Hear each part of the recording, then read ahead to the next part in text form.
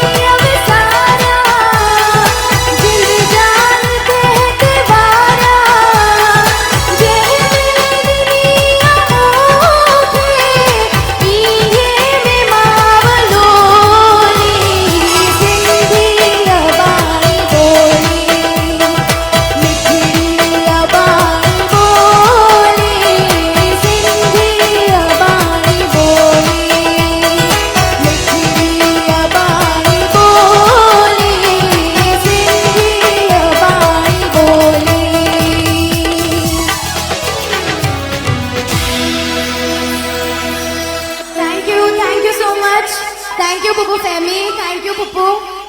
This is the first time I'm on इतने बड़े forum ते गाया पे and I was very nervous, but thank you, Pupu.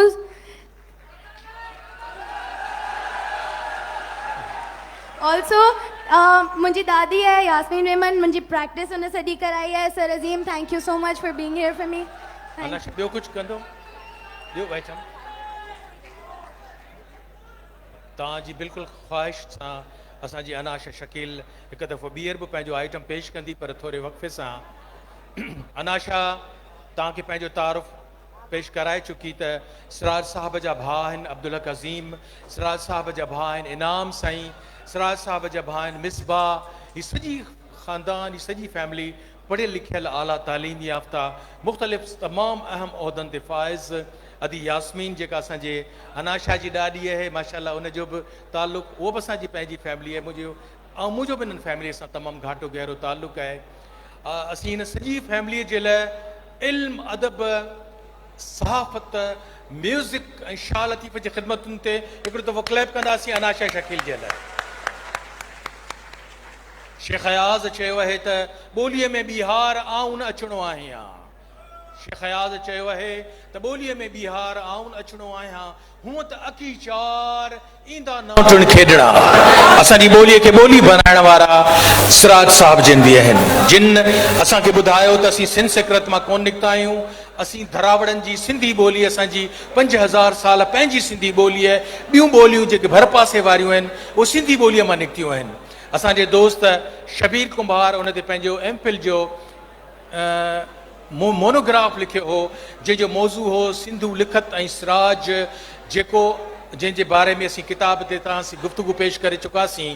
पर सिराज साहब सिंधी ॿोली जी भाञ मोहन जे दड़े मां जेका पिक्टोरियल लैंग्वेज निकिती आहे उनजो मतिलबु छा आहे, उनजो मफ़हूम छा आहे, असांजा स्कॉलर उन ते फर्दन कमु कंदा रहनि था. जिन में असांजे 21वीं सदीअ जो शबीर कुंभार बि आहे, वाहिद नौजवान आहे जेको असांखे पंहिंजी ॿोलीअ जे सिलसिले में नित नवां इनोवेटिव ॻाल्हियूं ॿुधाए थो. मल्टीमीडिया जे लाइ ऐं गुज़ारिश कंदुसि शबीर खे त उहे अचनि ऐं पंहिंजो लेक्चर थ्रू मल्टीमीडिया जे अवां ताईं पहुचाइनि. हुनजे हिन लेक्चर जो इन मल्टीमीडिया प्रेज़ेंटेशन जो जेको मौज़ू आहे सिंधी ॿोली, उनजी भाञ ऐं सिराजुल हक़ जूं ख़िदमतूं. तव्हां सभिनी ख़िदमत में शबीर कुंभार.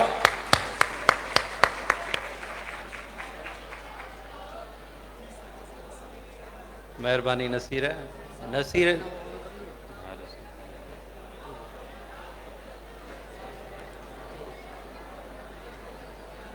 नसीर एॾियूं वॾियूं ॻाल्हियूं मुंहिंजे बारे में करे वियो जो मूंखे सोचणो थो पए त इहो मूंखे पे चई या कंहिं ॿिए खे पे चई. छो त आउं पंहिंजे पाण लाइ चवंदो आहियां त हू जा पाइन पेर में तंहिं जुतीअ न जेही. मूंखे तव्हांजो अहसासु आहे, तव्हां बीठा आहियो, ऐं पंहिंजी ॻाल्हि खे इंघाईंदुसि कोन. ॻाल्हि ॾाढी मुख़्तसिर ऐं जामे करे अॻिते वधंदासीं. थोरो तव्हांजो तवजो खपे, छाकाणि त ॻाल्हि जेकर अध में रहिजी वई त पोइ ॻाल्हि थी कीअं. उनजे करे ज़रूरी आहे त ॻाल्हि खे पहिराए थो ॿुधिजे. लतीफ़ साईं जा बैत, छाकाणि त हीउ लतीफ़ फेस्टिवल आहे, उनजे करे लतीफ़ साईं मझां ॻाल्हियूं कजनि त भलो आहे. लतीफ़ साईं जा बैत हिकिड़ा आहिनि ॻाल्हियुनि वारा, हिकिड़ा आहिनि हुकुमी बैत जिन में हू हुकुम थो करे. ऐं हिकिड़ो हुकुम कयो अथसि, उहो आउं तव्हांखे ॿुधायां, उन खां पोइ आउं पंहिंजी प्रेज़ेंटेशन में वेंदुसि. थोरो जे ध्यानु ॾियो त सुबुह खां वठी तव्हांखे हितां हिन डाइस तां मिनथूं कयूं अथऊं, थोरो असांखे बि खणी ॿुधो. लतीफ़ साईं चयो त कन थी, कन थी केचिन कुछो, कुछ में था कुछन. कन थी यानी ॿुध, वात बंदि रख.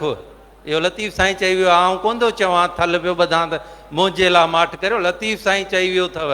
उन जो चयो न करियो या न करियो, इहो तव्हांजो पंहिंजो मसइलो आहे.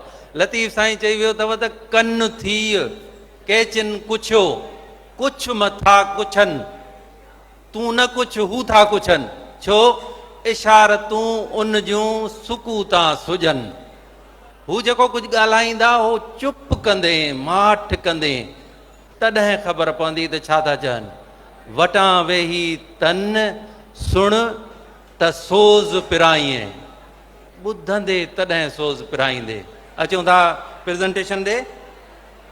सिंधू लिखत ऐं सिराज, सिराज जो तारुफ़ खोड़ थी वियो आहे, अचो त सिंधू लिखत ते ॻाल्हायूं।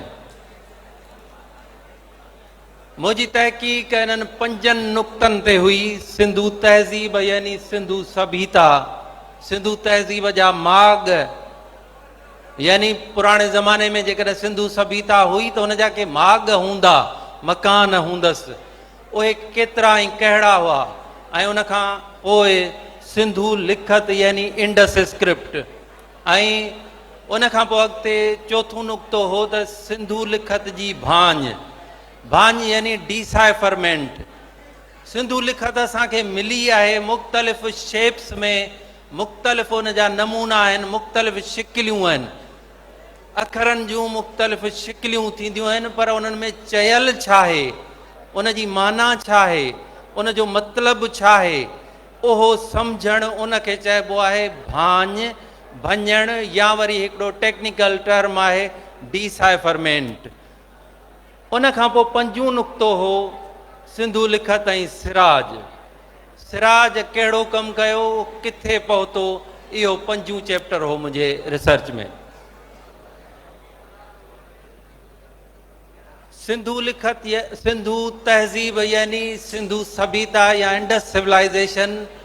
तव्हां हिन पासे ॾिसो, ही नक्शो आहे जंहिंमें हड़प्पा, मोहन जो दड़ो, लोथल, मेहरगढ़, आमरी ऐं ढोलावीरा ॾेखारियल आहिनि, पर इहो नक्शो अॼोके मौजूदा पाकिस्तान जे पखेड़ खां ॿीणो आहे, यानी इंडस सिविलाइजेशन मौजूदा पाकिस्तानी हदुनि खां ॿीणी पखेड़ में हुई, ऐं उन जा 1400 खां मथे हेसी ताईं माॻ दरियाफ़्त थी चुका आहिनि, जंहिंमें 925 माॻ मौजूदा हिंदुस्तान जे हदुनि में आहिनि ऐं 475 माॻ पाकिस्तान जे हदुनि में आहिनि ऐं चंद माॻ आहिनि जेके अफ़गानिस्तान जे हदुनि में आहिनि।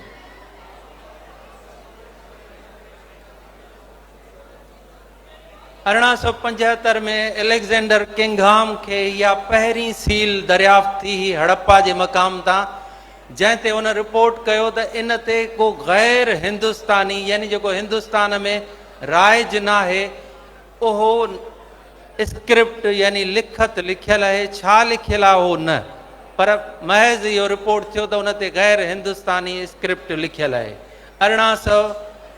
1875 में इहा दरियाफ़्त थी हुई, पहिरीं इंडस सील। अदा तव्हां नेक्स्ट कयोसीं, ही कमु छॾे वियो। नेक्स्ट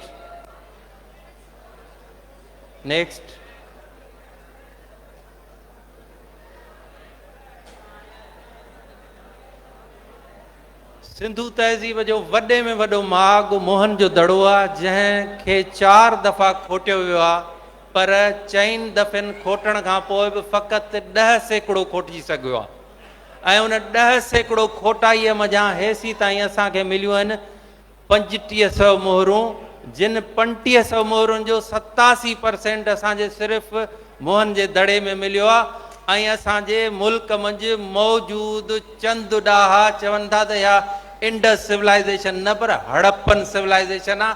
अखियूं पटियो, मालकी करियो, जेकर न त हिन टाइप जूं असली बुनियादी शयूं तव्हां जूं ड्रैग थियनि पियूं, जीअं ज़मीन असांजे पेरनि जे हेठां, धरती असांजे पेरनि हेठां खिसकाई पई वञे, एग्ज़ैक्ट ईअं ई असांजी सिविलाइजेशन बि हाईजेक करे उन जो टाइटल मटाए उनखे हड़प्पन सिविलाइजेशन चयो पियो वञे, जेको सरासर ग़लति आहे। इंडस सिविलाइजेशन आहे, इंडस सिविलाइजेशन हूंदी ऐं इंडस सिविलाइजेशन रहंदी। असां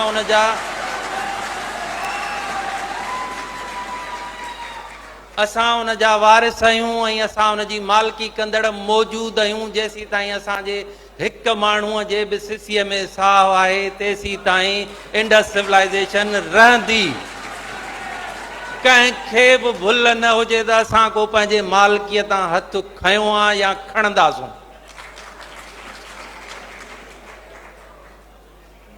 हीअ टामे जी मुहर मिली आहे इंडस सिविलाइजेशन वारनि माण्हुनि जी लिखियल, थोड़ो सेंसिटिव मौज़ू आहे त थोरो तव्हांखे बोरियत बि लॻंदी इन में, पर थोरो ध्यानु रखो। हिन ते वधि में वधि 35 निशानियूं लिखियल मिलियूं आहिनि। इन खां वॾो को असांखे स्क्रिप्ट न मिलियो आहे। का डिघी लिखत असांखे मिली हुजे जो चऊं त हीउ हेॾो जो हेॾो बयानु लिखियलु आहे, इहो असांखे हेसी ताईं न मिलियो आहे। हीअ टामे जी मोहर मिली आहे जंहिं ते बि रुगो 35 निशानियूं आहिनि। वधीक को डिघो स्क्रिप्ट असांखे न मिलियो आहे। मुख़्तसिर नंढियूं इंच बाय इंच जूं असांखे मोहरूं 3500 मिलियूं आहिनि, पर हीअ हिकिड़ी मोहर आहे जंहिं ते 35 निशानियूं लिखियलूं आहिनि। ऐं इन खां पोइ हिकिड़ी कदावर असांखे, ही अथव काठ जो बोर्ड। अॼु बि कंहिं कॉलोनीअ में घिड़ो, यूनिवर्सिटीअ में घिड़ो, कंहिं इदारे में घिड़ो, उन जे तव्हां एंट्रेंस ते बोर्ड तव्हांखे मिलंदो, उन ते संदसि नालो लिखियलु हूंदो। ही इंडिया जे मौजूदा इंडिया जे हदुनि में इंडस स्क्रिप्ट जी हिकिड़ी इंडस सिविलाइजेशन जी साइट आहे ढोलावीरा। उन्हनि जे मुख यानी अंदरि ॻोठ में घिरण वारी जाइ ते ही वॾो बोर्ड लॻल हो जेको 9 फुट 8 इंच डिघो ऐं 1.25 फुट वेकिरो हो, जंहिं ते इहो स्क्रिप्ट ईअं जो ईअं तहरीर थियल हो। जेके माण्हू चवनि था त हीअ हिकिड़ी निशानी आहे, हिन ते जेकर हिकु हिकु निशानी मञींदा हो त इहे 10 निशानियूं लिखियलूं आहिनि। इन निशानियुनि खे असांजा माहिर चवनि था हिकिड़ा त इहा निशानी लेटर यानी अखर आहे, हिकिड़ा चवनि था त न इहो लफ़्ज़ आहे।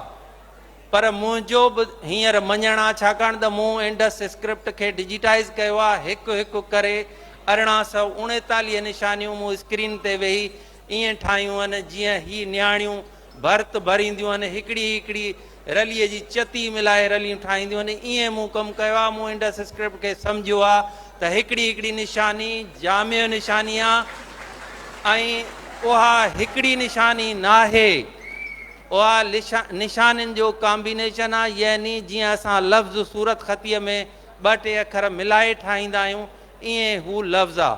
ही जेको ढोलावीरा जे राज जे मुख्य एंट्रेंस ते बोर्ड लॻो पियो हो, त आख़िर इन में बि को मैसेज हूंदो, का ॻाल्हि हूंदी, को नालो हूंदो। उन जे लाइ 10 निशानियूं उन खे रिप्रेज़ेंट कनि थियूं, डिसाइफर थींदियूं, त असां हिन जो मतिलबु सम्झी वठंदासीं। सिराज साहब 1964 में असांखे ही किताब ॾिनो जंहिंजो टाइटल आहे सिंधी ॿोली। इन किताब में 11 मोहरूं पढ़ी ॿुधाई त इन्हनि ते लिखियलु छा आहे।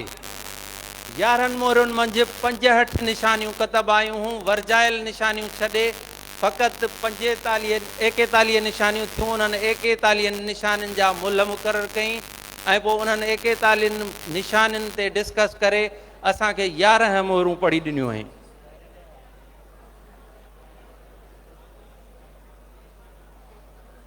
सिराज बिरहमी, सबा ख़त, कब्रस जो ख़त, फोनेशन, बेंगाली, तांत्रिक रिकॉर्ड, सामी, सुमेरी, संस्कृत ऐं उनजे प्राकृतुनि मंझां सिमिलरिटी जांचे, साॻियाइप जांचे, अखरी हिक जहिड़ाई जांचे, पोइ मुल्ह मुक़ररु कया।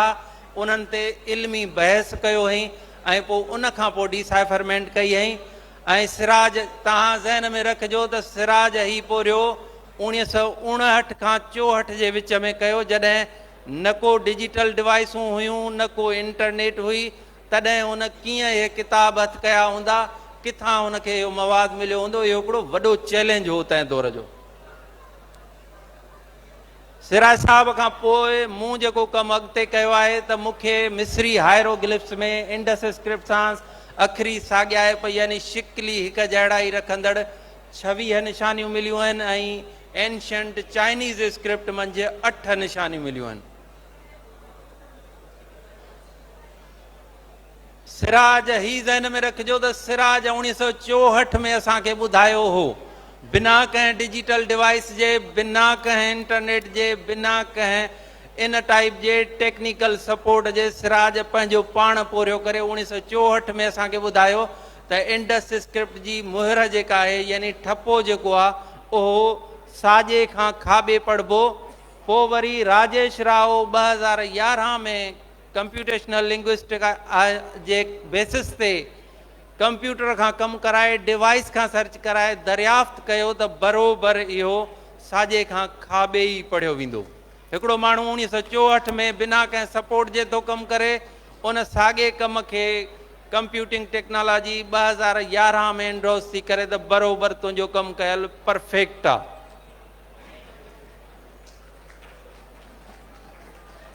सिराज रुॻो हिते न बीठो, पर सिराज असांखे ॿुधायो त जेकर इंडस सील हूंदी त उहा सॼे खां खॿे पढ़बी, पर जेकर इहो ठपो न हूंदो, कंहिं थांव ते लॻल हुजे, कंहिं जाइ ते लिखियल हुजे, कंहिं सरफेस ते उकरियल हुजे, त पोइ उहो खाॿे खां साॼे पढ़ियो वेंदो। ऐं उहो टेक्स्ट जीअं असां मोहर ॾिसी आयासीं टामे वारी, यानी तमामु घणो जेकर उन ते टेक्स्ट लिखियल हुजे त पोइ उहो सॼे खां खॿे शुरू थिबो, वरी हेठि लही अचिबो, ॿी सिट खॿे खां सॼे हलंदी, टी सिट वरी सॼे खां खॿे हलंदी, यानी नांग वण वांगुरु पढ़बो। इहो सिराज तंहिं दौर में असांखे ॿुधायो वियो।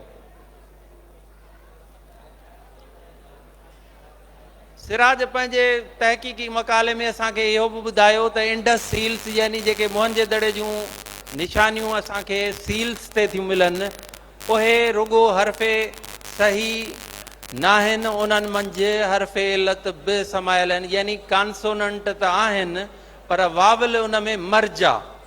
असां पंहिंजी ॿोलीअ में जीअं लिखंदे अलिफ वाव ऐं ये अरबिक स्क्रिप्ट में असां वाविल तौरु कमु आणियूं था, उहे कॉन्सोनेंट बि आहिनि साॻे तौर ते, पर असां एराबूं यानी ज़बरूं सुर ॾियण जे लाइ असां लिखंदा कोन आहियूं, रवानीअ सां लिखी वेंदा आहियूं, पर उहे हूंदियूं आहिनि, उन्हनि खां सवाइ तव्हां लिखी पढ़ी न सघंदव। एग्ज़ैक्ट ईअं सिराज असांखे ॿुधायो त वाविल्स मर्ज आहिनि। हाणे हीअ हिकिड़ी इंडस सील आहे, तव्हां ॾिसो ज़ाहिरी तौर ते हिन ते ॿ निशानियूं आहिनि, पर असां हिननि जा मुल्ह था ॾिसूं। ॿियाने जी निशानीअ मां जीम या जे खयों अथसि, ऐं मच्छीअ जी निशानीअ मथां मीम। हाणे इन्हनि में जेसीं ताईं असां वाविल न विझंदासीं तेसीं ताईं इनखे असां पढ़ी न सघंदासीं।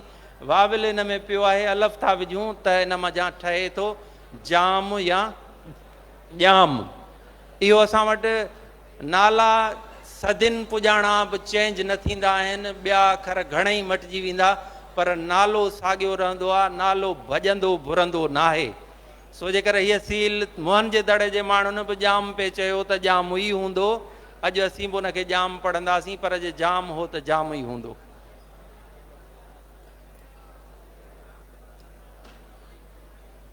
हिकिड़ी ॾाढी कमाल जी ॻाल्हि दरियाफ़्त थी त सिंधू लिखत में जेके अंग आहिनि से रुॻो ॻाणे जो कमु नथा ॾियनि, यानी 1 2 3 4 पोइ 100,000 ताईं हलिया वञूं, ईअं न, पर सिराज चयो त इहे साॻे वक़्तु आवाज़ी पदप आहिनि, जेकर लिखत में अची वञनि त तव्हांखे आवाज़ ॾेई तव्हांजी ॻाल्हि पूरी करे ॾींदा।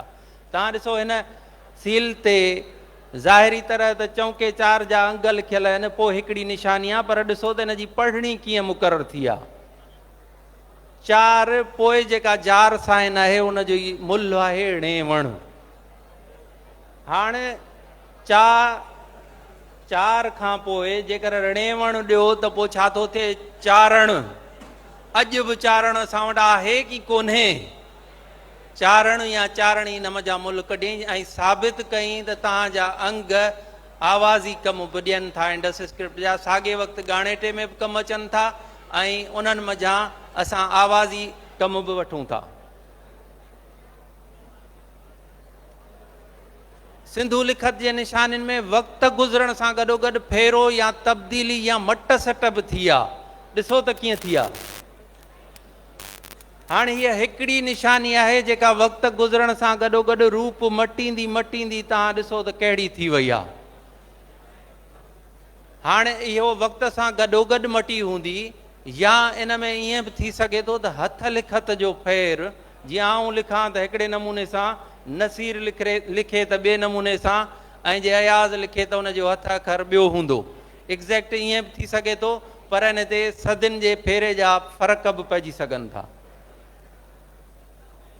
इहो ई सबबु आहे जो सिंधू लिखत जूं बुनियादी निशानियूं यूनिक साइंस जेके आहिनि पोइ 386 आहिनि, पर उन्हनि जो इहो आख़िरी फेर या शिकिल जी मट सट आहे, उनजे करे फिरी 1839 थी वियूं जेके रिकॉर्ड ते आहिनि।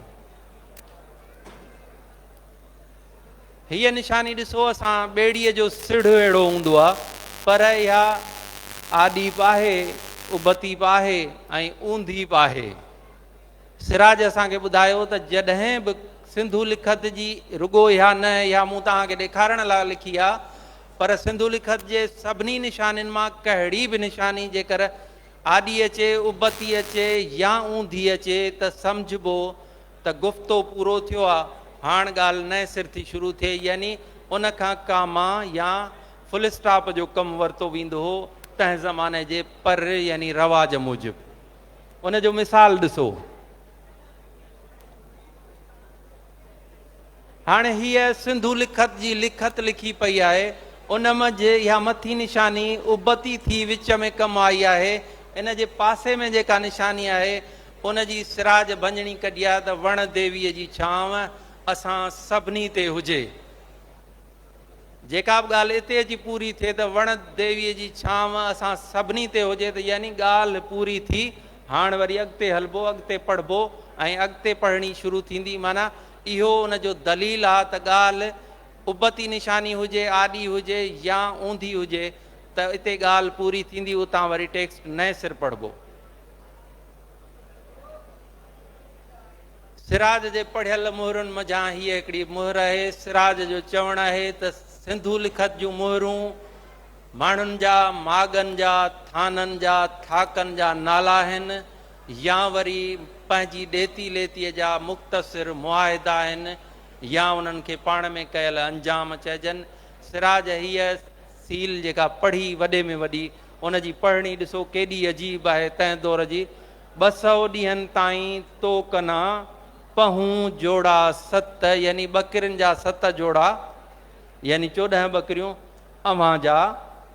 उन लाइ हीअ लिखत लिखी वई, कोपो पीउ पतसोणी चनू, जेको लिखी ॾींदड़ आहे।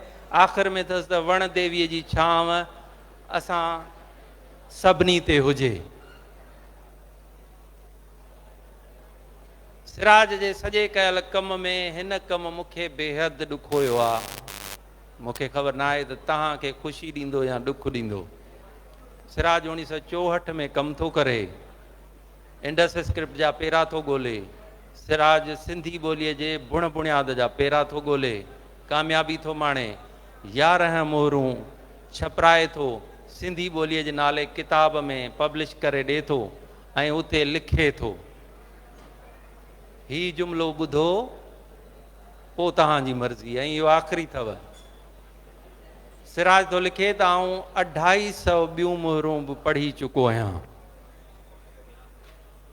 पर मूं वटि वसीला न आहिनि त उन्हनि जा ब्लाक ठाराए ऐं छपराए पधिरो करे सघां। तंहिंजे करे आऊं इहे 11 सीलूं ॾेई ऐं इहो किताबु हिते पूरो थो करियां। मूंखे अफ़सोस हिन ॻाल्हि जो आहे त मूं जॾहिं इहा शइ पढ़ी त अमजद सिराज सां राब्तो कयुमि त मुंहिंजो ॾिसो का पियल सियल सामान में किथे को सिराज साहिबु इहा शइ छॾी हुजे त असां उन पेरे खे खणी अॻिते वधूं। छाकाणि त 250 मोहरूं वॾो ॻाणेटो आहे।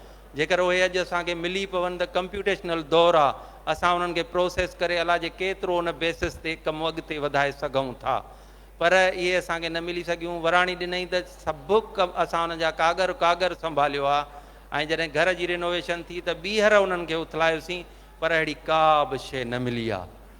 इहो चैप्टर हिते क्लोज़ थो थिए। सिराज साहिबु 1964 में इहो कमु ॾिनो। 64 खां पोइ 1913 ताईं हयातीअ हो। इहो ॾोरापो तव्हां ॾिया, तव्हां सिराज खां इहो कमु छो न वरितो? जॾहिं सिराज इहो चयो हो, सीनियर्स वेठा आहिनि, हिन प्रोग्राम में वेठा आहिनि, असांजे कंहिं इदारे या असाइनमेंट सिराज खे छो न ॾिनी? असीं सभु जवाबदार आहियूं। जेकर असां इहा असाइनमेंट सिराज खे ॾियूं हा त 2013 ताईं हू हाल हयात हो ऐं असां इंडस स्क्रिप्ट जे असासे खे बचाए वञूं हा, घणो कमु महफ़ूज़ करे वञूं हा, पर उहो असां न करे सघियासीं।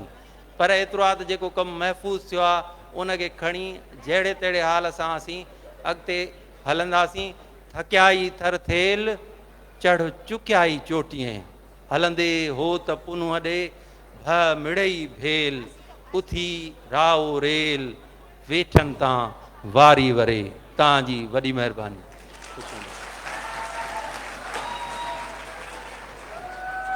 बेहद मेहरबानी दोस्तों। आउं सम्झां थो त न फ़क़ति दिलचस्प हुई हीअ प्रेज़ेंटेशन, पर ज़बरदस्त ही हिकिड़ो ख़राज तहसीन, ख़राज अक़ीदत हुयो। उनजी शबीर कुंभार जे हिन प्रेज़ेंटेशन जो मौज़ू हुयो सिंधू लिखत जी भाञ में सिराज साहब जो ख़िदमतूं ऐं महिनतूं। सिंधू तुंहिंजी लहर लहर में मुंहिंजा गीत समाया, तुंहिंजे छोलियुनि में जा छलके साई मुंहिंजी छाया।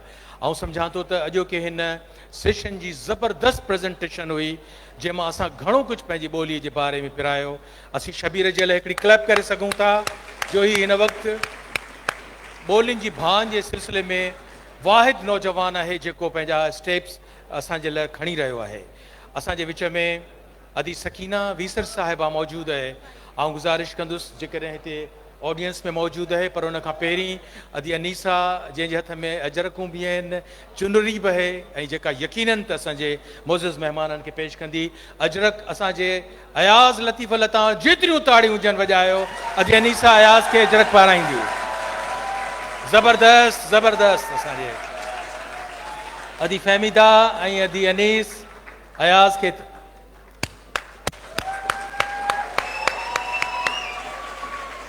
ऐं उन खां पोइ चुनरी जेकॾहिं अदी असांजी बख़्तावर मज़हर जंहिंजी परफॉर्मेंस आहे, उनजो तारुफ़ आऊं इंशाअल्लाह थोरी देरि में तव्हांजी ख़िदमत में पेश कंदुसि। अदी बख़्तावर खे छा करिणो आहे उनजी ख़िदमत में ही चुनरीअ जो तोहफ़ो आहे अदी बख़्तावर मज़हर साहिबा जे लाइ।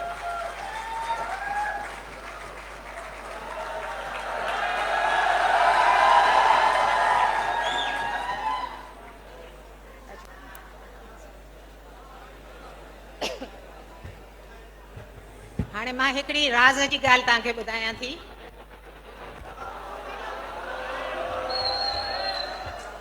त मां जेके ही तव्हां ॿार आहियो, इन्हनि खां मुंहिंजी उमिरि टीणी आहे, टीणी, ऐं 72 सालनि जी आहियां। ठीकु आहे।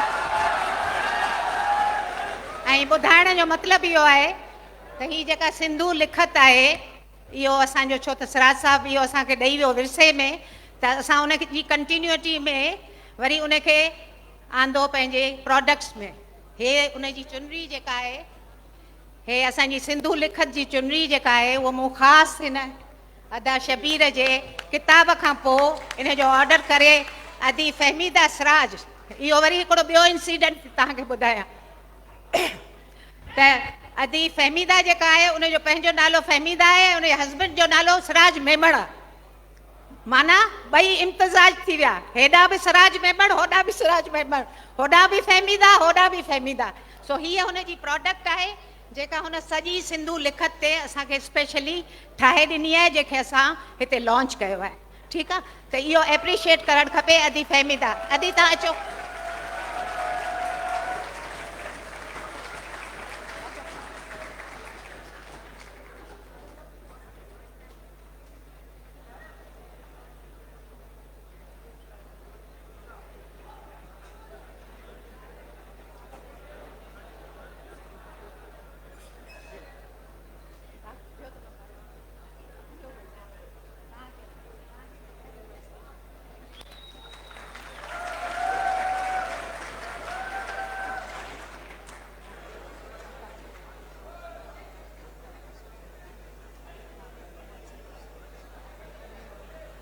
बेहद महिरबानी अदी अनीसा। अदी अनीसा चयो त आउं हिकिड़ी राज़ जी ॻाल्हि थी ॿुधायां, त आउं त डिजी वियुसि छाकाणि त आउं हुनजो भाउ आहियां। मूं सम्झो त अदी अनीसा चवंदी त नसीर मिर्ज़ा जे वीचारे जी शादी कान पई थी, जॾहिं पोड़ो थियो पोइ नेठि परणायो हुउसि। पर बहरहाल आउं गुज़ारिश कंदुसि अदी सकीना वीसर खे, जेका असांजी सिराज साहब जे हवाले सां पंहिंजी मुख़्तसिर गुफ़्तगू, पंहिंजो ख़ूबसूरत तारुफ़ अवां जाॾो पेश कंदी। अदी सकीना जंहिंखे सिंधी यूनिवर्सिटी जे सिंधी शोबे में पढ़ण जो एज़ाज़ हासिलु आहे, हुन जा केतिरा ई उस्ताद आहिनि जेके शायदि हिते कुझु उन्हनि मां मौजूदु बि हूंदा। आदि सकीना वीसर जेका ख़ुदि बि हिकिड़े तमामु सुठे कॉलेज में प्रोफेसर लेक्चरर रहे, हुनजी दिली ख़्वाहिश हुई त सिराज साहब खे हिकिड़ी न्याणी, हिकिड़ी भेण, हिकिड़ी नौजवान ख़ातून लेखका कीअं थी पढ़े, उन पंहिंजो इम्प्रेशन हिकिड़ो उन जे बारे में कयो आहे। ऐं गुज़ारिश कंदुसि आदि सकीना जेकॾहिं तव्हां ऑडिटोरियम में मौजूदु आहियो त अचो अचो। हाणे ॾिसो आदि सकीना अचण में देरि कई त मूंखे हिकिड़ो शेर यादि अची वियो।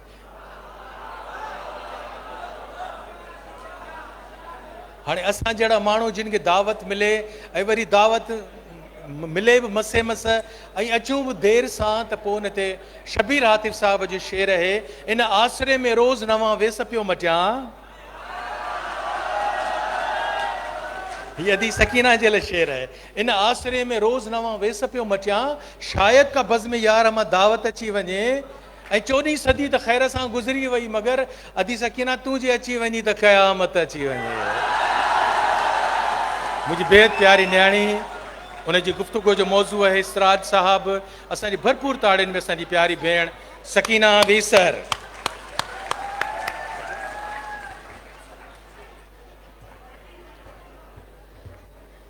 हलो हलो का कतड़ जिते नीह उछल, हलो हलो का कतड़ जिते नीह उछल, झका झल न पल हर का पसे पिरीअ खे।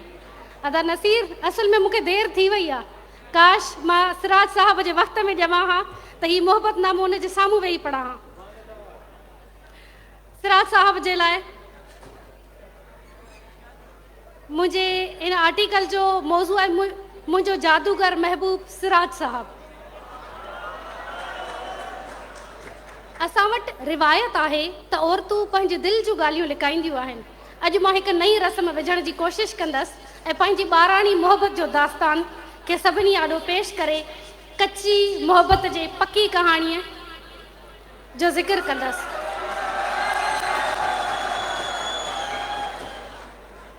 हीअ कहाणी तॾहिं शुरू थी जॾहिं आऊं महज़ 8हीं क्लास में पढ़ंदी हुअसि।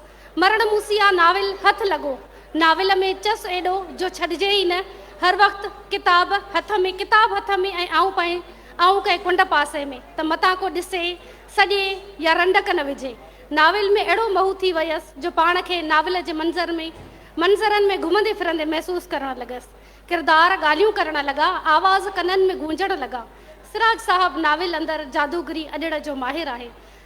संदसि असलूब में वतन परस्तीअ जो रक़्स आहे। संदसि बयान जी रवानी भुलियल रूहनि खे मंज़िल ॾेखारे छॾे। संदसि किरदार अखियुनि अॻियां घुमंदे फिरंदे नज़र अचणु लॻा। पर संदसि नाविल जो तासुर कंहिं स्टेज ड्रामे वारो त नाहे। हुन में पढ़ंदड़ पाण खे उन नाविल जे किरदार सम्झणु लॻे थो। पर मूं मथां सिराज जे किरदारनि जो असरु उल्टो ई थियो। माण्हू घुरनि माल ऐं सभु ॼमार सुपरी।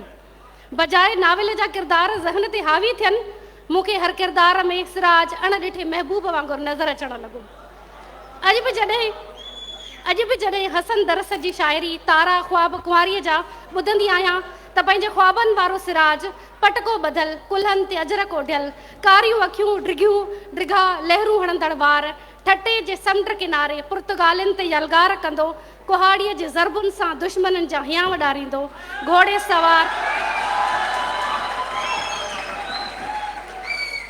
सवार मूं तरफ़ ईंदो नज़र अचे थो। ऐं आऊं सुरसामुंडीअ जी आसाइती नारीअ वांगुरु धुंधले अक्स सां पंहिंजे धुंधले अक्स वारे घोड़े सवार खे पाण ॾाईंदो ॾिसंदी रहंदी आहियां।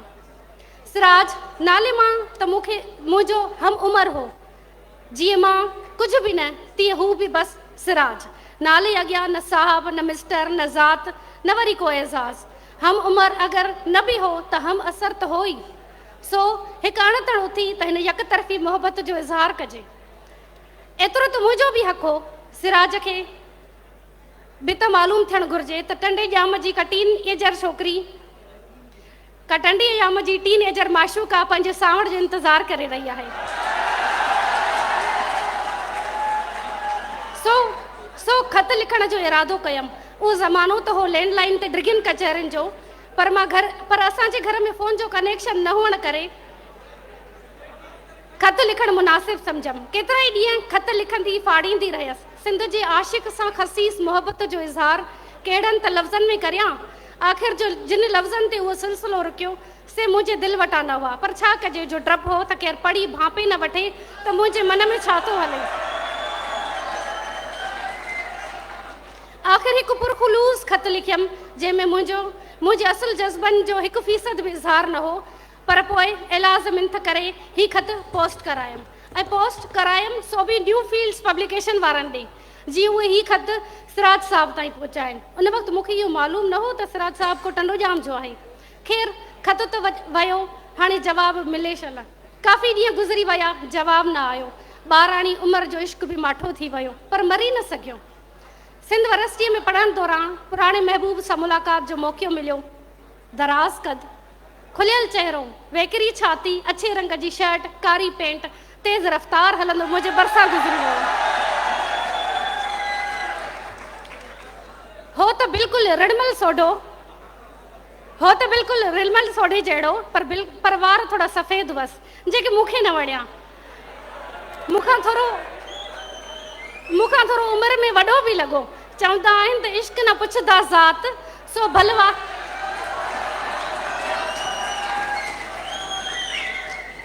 भलवार अच्छा हुअसि, पर हो त मुंहिंजो ई महबूब। सोचियमि मिलांसि, गर लॻी ॻाल्हियूं कयां, वेझो पहुतसि त लॻो अॼु ठटो ॿीहर समन हथां फतेह थींदो। साम्हूं गुज़री वियो, पर अखि खणी बि न ॾिठाई। असुल सिंधी क़ौम वारो मिज़ाज, इंतिहाई लापरवाहीअ सां मूंखे इग्नोर कंदो गुज़री वियो। काश हिकु नज़र त विझे हा। ख़ैर लैंग्वेज अथॉरिटी में प्रोग्राम शुरू थियो। मूंखे अॼु ताईं घणो सोचण खां पोइ बि यादि नथो अचे त ॿिया मुक़रर कहिड़ा हुआ। मुंहिंजो ध्यानु त सिराज साहब में अड़ियल हो। सिर्फ़ु हिकु दफ़ो वञी ॻाल्हायांसि, पंहिंजा अहसास ॿुधायांसि। हिकु भेरे ॿीहर माठी मोहबत जे दरिया में विचें दर्जे जी ॿोॾ हुई। सभिनी हाज़रीन जो ध्यानु स्टेज ॾांहुं ऐं मुंहिंजूं नज़रूं पुठी रे प्रीतम ॾांहुं। उहो एहसास बि अजीब हो जंहिंजी मुलाक़ात लाइ साल इंतज़ारु कयमि। सो पुठीरो वेठो हो ऐं कंध फेराए बि न ॾिठई। सिराज साहब स्टेज ते आयो, ॻाल्हाइण लॻो। यादि नाहे त मौज़ू छा हो। मुंहिंजे ज़हन में त मोहबत जे इज़हार वारे लफ़्ज़नि जो सिटराव हली रहियो। सिराज साहब स्टेज तां लथो, प्रोग्राम बि ख़तमु थी वियो ऐं मुंहिंजो पुठीरो प्रीतम हिकु भेरो ॿीहर अखियुनि खां ओझल थी वियो। लैंग्वेज अथॉरिटी जे विरांडे में पंहिंजे प्यार जी तलाश में फिरंदी रहियसि। झटि गुज़री सिराज साहब कुझु किताब हथ में झलियो। तेज़ विखुन सां हिकु भेरो वरी मुंहिंजे भरिसां गुज़रियो। मां बि हुअसि मूमल जे माग जी, सो ज़बरदस्ती हलण लॻीमांसि। सिराज साहब जी हिकु विख मुंहिंजे ॾेढ क़दम जेतिरी हुई। क़दम कुल्हे खां बि हेठि हुयमि, पर पोइ बि चंद विखूं गॾु विझी सघियमि। उन कामयाबीअ जो अहसासु मुंहिंजे एतमाद वधाइण लाइ काफ़ी हो। सिराज साहब रुकिया, मुड़िया, मूं तरफ़ मोड़ियाऊं, मूंॾे ॾिठाऊं। सर आउं सिंध यूनिवर्सिटी में पढ़ंदी आहियां। अव्हांजा नाविल ॾाढा सुठा आहिनि। मूं अव्हांजा सभु नाविल केतिरा ई भेरा पढ़िया आहिनि। मूं अव्हां ॾांहुं कुझु साल अॻु ख़त बि मोकिलियो हो, अव्हां जवाबु न मोकिलियो। सर अव्हां मूंखे ॾाढा वणंदा आहियो। बस लफ़्ज़ ख़तमु, ॻाल्हि ख़तमु, एतिरो ई चई सघियमि। हाणे प्रीतम जो वारो हो। सिराज साहब ॻाल्हायो। ॾाढो सुठो। अव्हांखे ख़बर आहे त ॿोलीअ खे केर बि लेखक, आलिम, अदीब, फ़लसफ़ी, शाइर ऐं मुहक़िक़ नाहे बचाए सघंदो। ॿोलीअ जे बचाव जी ज़िमेदारी क़ौम जी औरतुनि जे मथां हूंदी आहे। मूंसां वाइदो करियो त पंहिंजी ॿोलीअ खे सदाईं महफ़ूज़ रखंदियूं। पंहिंजे घरनि मां सिंधी ॿोलीअ खे कॾहिं बि ख़तमु न थियणु ॾिजो। कॾहिं बि सिंधी ॿोलीअ खे न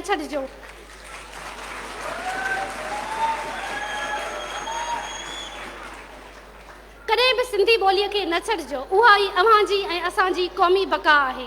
हिन नंढड़ी मुलाक़ात मुंहिंजी मोहबत खे नई मंज़िल ॾेई छॾी। वाक़ई सिराज सिंध जो सोडो हो, सिंध जो सावण हो, सिंध जो संगार हो। वाक़ई सिराज साहब सरापा सिंध परस्तीअ जो रूप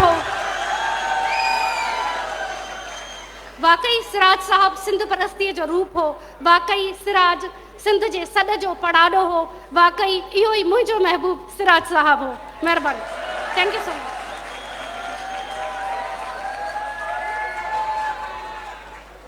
प्यारा दोस्तों, ये असांजी अदी सकीना वीसर हुई जंहिंजे हिन ख़ूबसूरत तासुर जो मौज़ू हो मुंहिंजो महबूब सिराज साहब।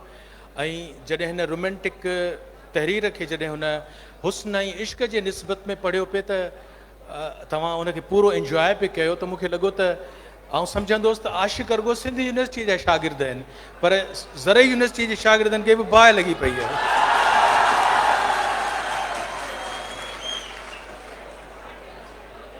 ॾिसो, असांजे सिंधी शाइरनि जे मौज़ूअ ते एॾी इनोवेटिव तरीक़े सां हुन इंतिहाई दिलचस्प तहरीर असांजी सकीना वीसर साहिबा जेको पढ़ी आहे।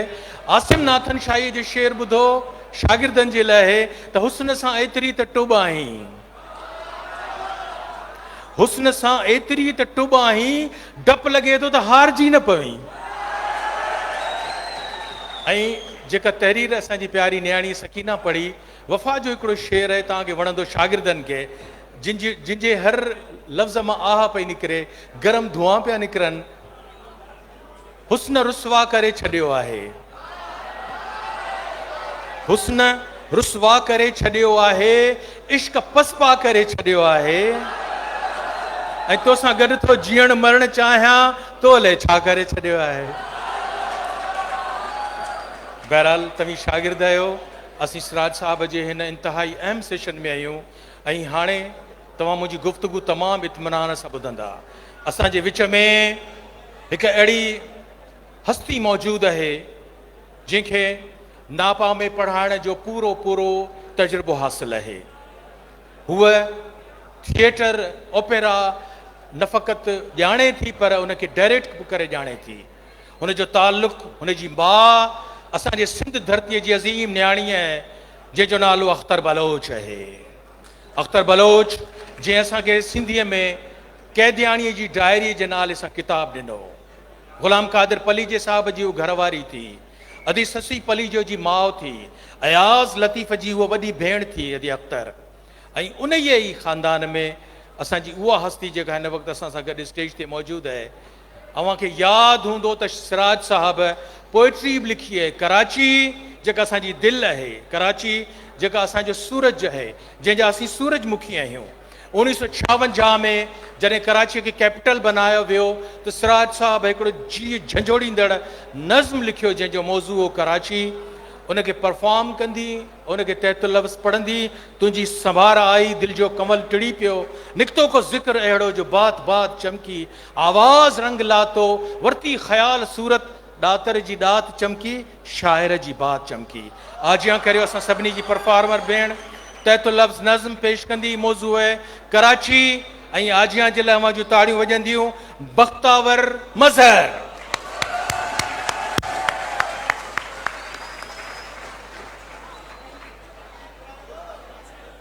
अस्सलाम वालेकुम।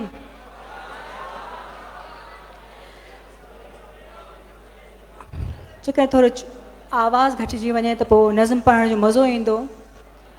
असांजी सिंध जे नामियारे अदीब, दानिश्वर, मुहक़िक़ ऐं तमामु हिकिड़ी वॾी हस्ती जनाब सिराजुल हक़ साहब मेमण साहब तमामु घणा सुठा नावल कहाणियूं जिन जे बारे में पाण सुबुह खां ॻाल्हायूं पिया, ॿुधूं पिया, ऐं उन्हनि ते अक्सर प्लेटफॉर्म्स ते तव्हां ॿुधो हूंदो माण्हुनि खे ॻाल्हाईंदे ऐं उन्हनि ते मकाला पढ़ंदे।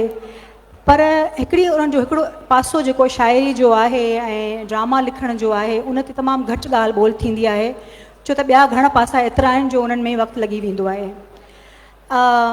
आंटी अनीस मूंखे जॾहिं नज़्म मोकिली कराची, तॾहिं मूंखे लॻो त हिन वक़्तु हिन खां वधीक रेलेवेंट ॿी का नज़्म थी नथी सघे, छो त हींअर ताज़ो जेको कराची जे रस्तनि ते या उन खां वेझे माज़ी में बि पंहिंजे माण्हुनि सां, पंहिंजे अदीबनि, शाइरनि ऐं पंहिंजे शागिर्दनि सां थियो आहे, उन पस मंज़र में हीअ नज़्म तमामु बी फिटिंग आहे। सो जेकॾहिं तव्हां थोरो चुप कंदो चवण त न खपे, थोरो ॿुधंदो त तव्हांखे सम्झ में ईंदी। महिरबानी।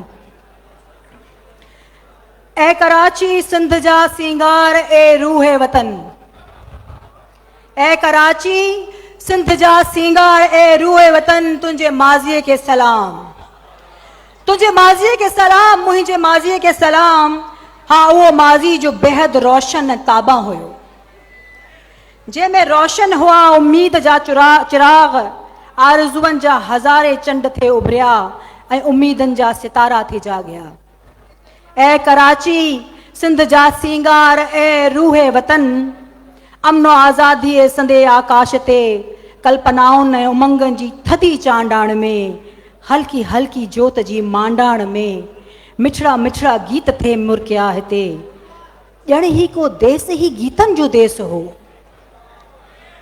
जाने सिंध रूहे वतन, तुंहिंजी मिटीअ जे मथां अॼु बि आहिनि चमकंदड़ माज़ीअ जा नक्श। तुंहिंजे मिटीअ मां अचे थी जा सुगंध साथी ॿुधाए हज़ारे दास्तान। तूं हुएं सिंध जे तहज़ीब जो सूरजमुखी, ॼण हुएं तूं शाह जी हिकु सूरमी।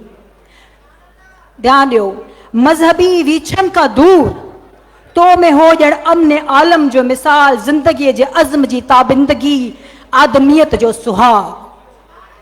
मज़हबी वीछनि खां दूर तो में हो ॼण अमन आलम जो मिसाल, ज़िंदगीअ जे अज़्म जी ताबिंदगी, आदमियत जो सुहाग। ऐ कराची, ऐ जाने सिंध, ऐ रूहे वतन, अॻु बि तूं सौदागरनि जो शहर हुएं ऐं अॼु बि तूं सौदागरनि जो आ वतन।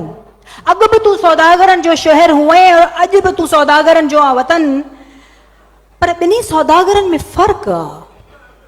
अॻु जा सौदागर कंदा हुआ सिर्फ़ हिकिड़ी सौदागरी, अॻु जा सौदागर कंदा हुआ सिर्फ़ हिकिड़ी सौदागरी, पर अॼु जा सौदागर त पिया नीलाम कनि पंहिंजो ई वतन।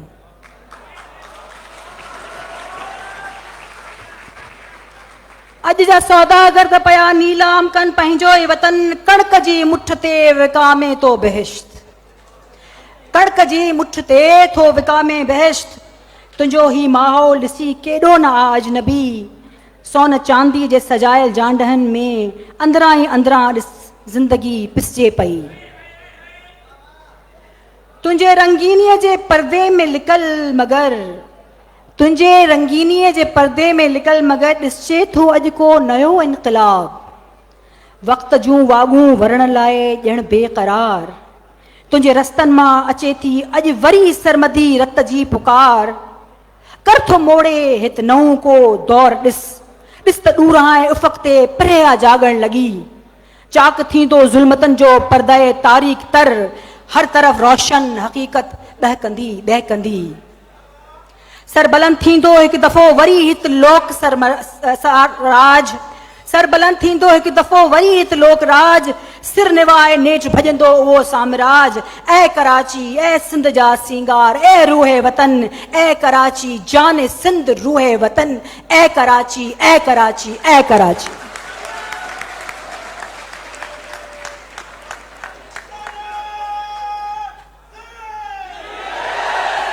नाराए लतीफ़। असांजी हीअ पंजी Latif literature festival conference Siraj साहब जे निस्बत सां हिते मौजूदु आहे। असांजो हीउ ॿियो सेशन आहे ऐं सिंध ज़रई यूनिवर्सिटी जो अफेयर ऑफिसर आहे कमरदीन जोगी साहब, यूनिवर्सिटी जी तरफ़ां अयाज़ लतीफ़ पलीजे साहब जी ख़िदमत में अजरक जो तोहफ़ो पेश करणु चाहे थो। ऐं गुज़ारिश कंदुसि मोहतरम कमरदीन जोगी साहब जिन खे जेके स्टूडेंट अफेयर ऑफिसर आहिनि असांजे अयाज़ जी ख़िदमत में लुंगीअ जो तोहफ़ो पेश कनि था।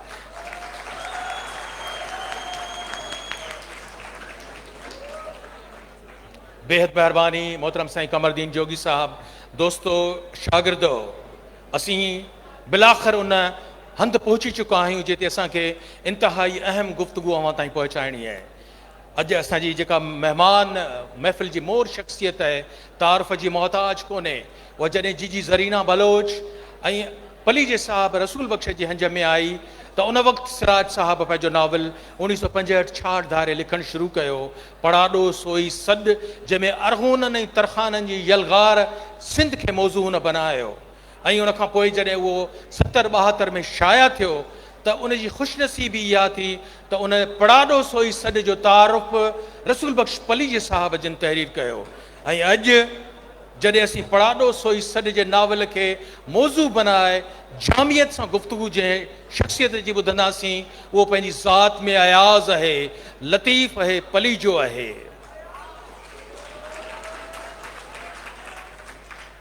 आऊं गुज़ारिश कंदुसि पंहिंजे महबूब दौर हाज़िर जे जवाननि जे दिलनि जी धड़कन जंहिंखे ॿुधण जे लाइ मां बेक़रार आहियो, अवां जूं ताड़ियूं ॿुधाईंदो ईंदो अयाज़ लतीफ़ पलीजो।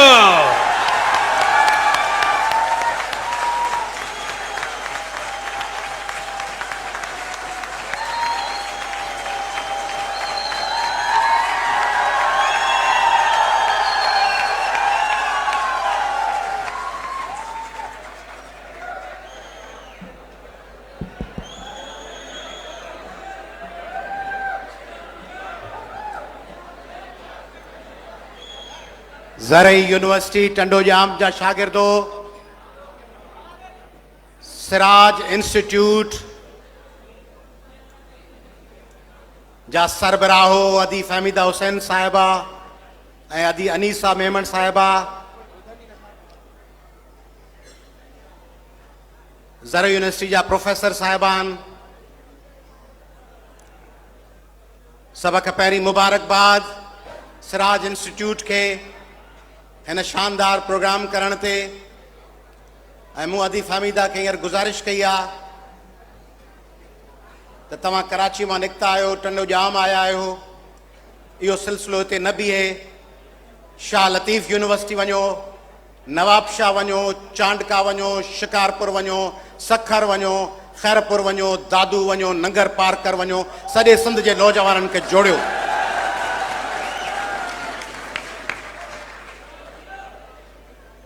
मूं सवेल तव्हांजा तबसरा ॿुधा पे, ताड़नि जे रूप में ऐं रिमार्क्स जे रूप में ऐं तव्हांजे जोश जे रूप में। जॾहिं बि का रोमेंस जी, इश्क जी, प्यार जी ॻाल्हि थी आई त तव्हांजा हुकरा ते निकिरी विया।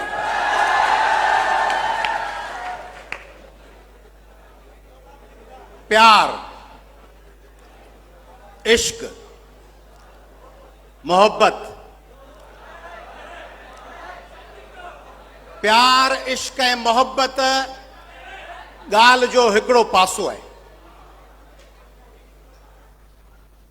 पर जेकॾहिं पंहिंजे प्यार जी, पंहिंजे मोहब्बत जी, पंहिंजे इश्क जी हिफ़ाज़त जी घड़ी अचे त पोइ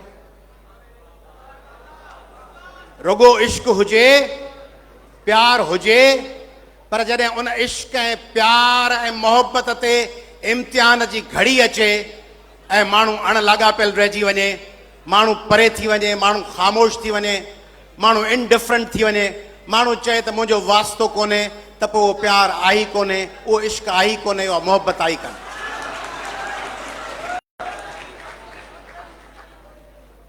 पाण ॾहाकनि ऐं सदियुनि ॿुधंदा अचूं त सिंध मोहब्बत जी सरज़मीन आहे, सिंध प्यार जी सरज़मीन आहे, सिंध इश्क जी सरज़मीन आहे, सिंध अमन जी सरज़मीन आहे, सिंध रवादारीअ जी सरज़मीन आहे। इहो ॻाल्हि जो हिकिड़ो पासो आहे, इहो असांखे पोर्ट्रे करणो आहे, ॿुधाइणो आहे दुनिया खे।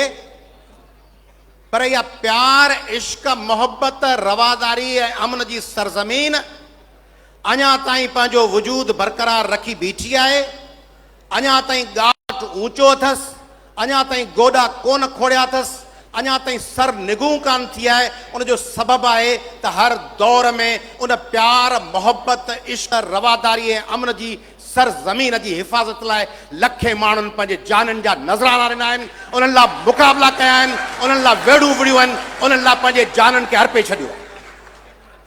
त सिंध में जेके बि तहरीरूं, जेके बि किताब आहिनि, उन्हनि जी अक्सरियत सिंध जो उहो रूप पेश कयो आहे, प्यार, मोहब्बत, इश्क, अमन, रवादारी, महिमान नवाज़ी, भाकुरनि में भरण।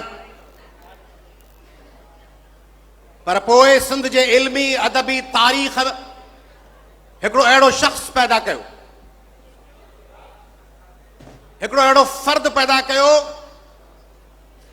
हिकिड़ो अहिड़ो ॾीओ ॿारियो, हिकिड़ो अहिड़ो चिराग रोशन कयो, हिकिड़ी अहिड़ी लाट ॿारी जंहिं लाट, जंहिं ॾीए, जंहिं चिराग, जंहिं सिज, जंहिं चंड इहा ज़िमेदारी खईं त दुनिया खे हिन प्यार, इश्क ऐं मोहबत जी सरज़मीन जो उहो पासो बि ॾेखारिजे त जॾहिं इम्तिहान जी घड़ी ईंदी त उन सरज़मीन जे हिफ़ाज़त लाइ लखे माण्हू मैदान में लही पवंदा।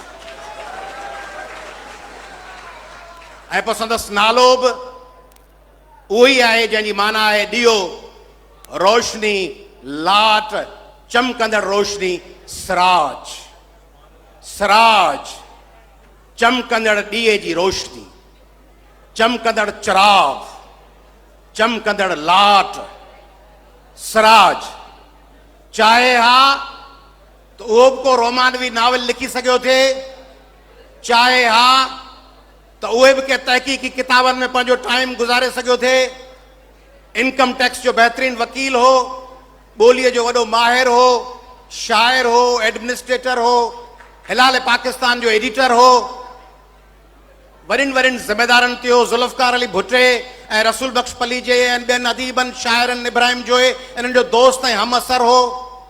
चाहे हा त को ॿियो गस खणी वठे हा, पर हुन समझोते सिराज मुंहिंजे लाइ ॾाढो ॾुखियो आहे जो आउं सिराज छलोन रुखो नालो वठां, छाकाणि असांजो चाचो, असांजो वॾो, असांजो उस्ताद, असांजे घर जो भाती, पर हुनजे बावजूदि छाकाणि त संदसि नावल जे मथां ई नालो सिर्फ़ु सिराज लिखियलु आहे, तंहिंजे करे हुन सिराज हिकिड़ो दौर खयो।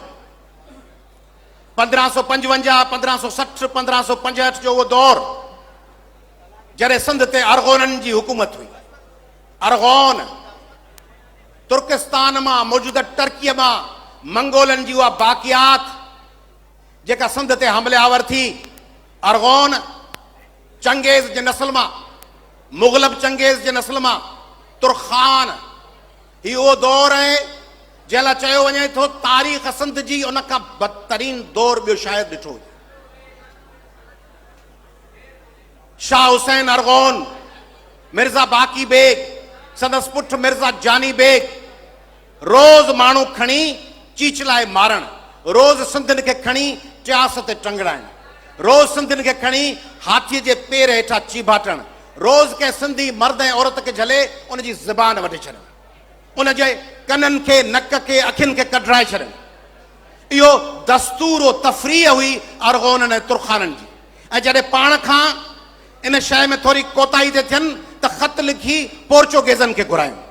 पोर्चुगेज़ 1555 में 700 पोर्चुगेज़ हथियार खणी छटे ते आया ऐं हज़ार सिंधियुनि खे कुई छॾियो, ख़त लिखी घुरायूं।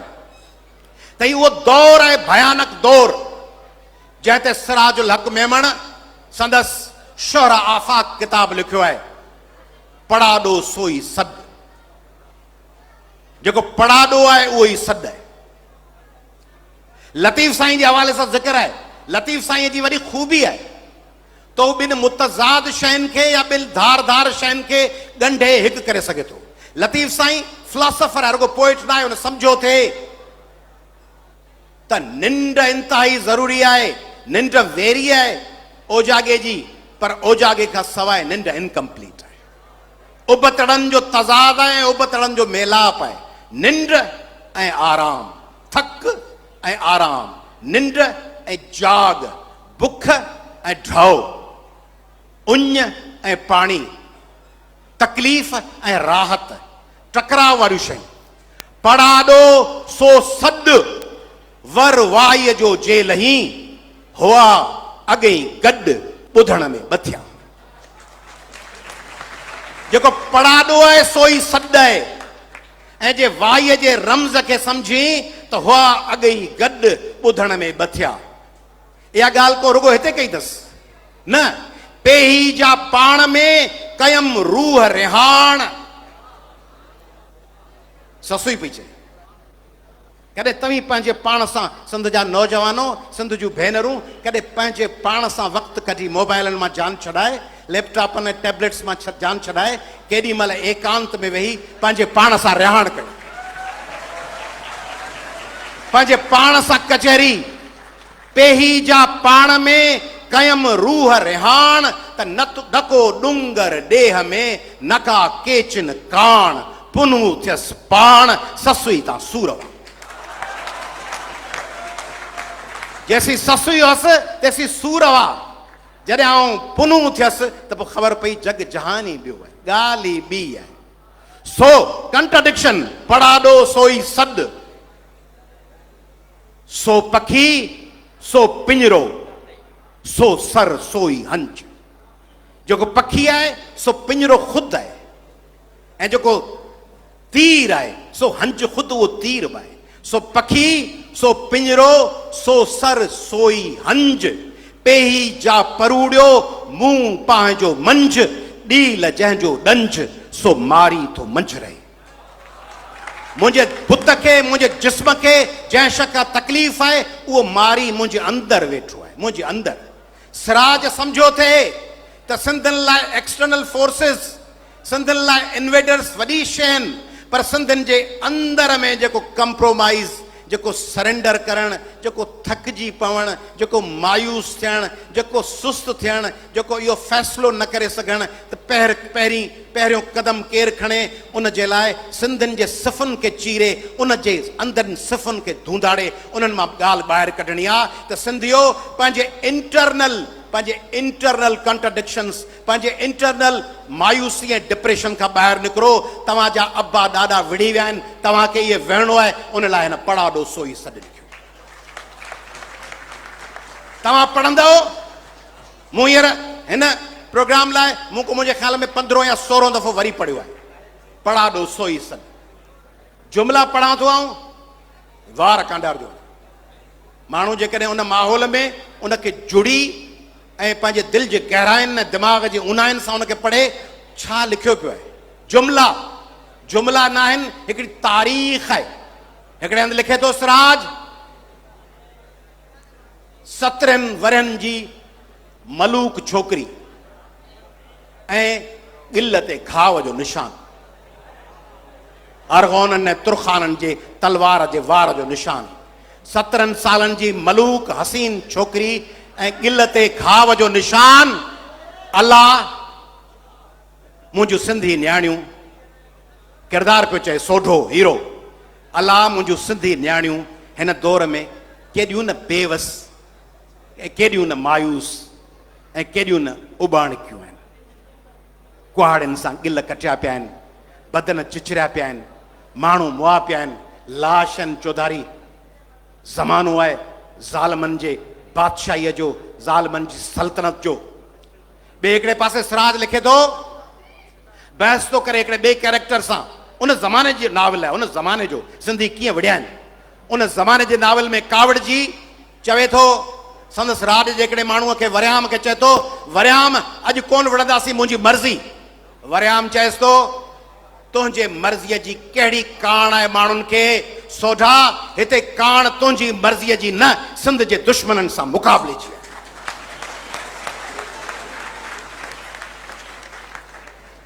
सोढे जे दोस्त सादिक सूमरे खे संदसि राज चए थो, सादिक सूमरनि जे राज फ़ैसिलो कयो आहे त कोन विढ़बो।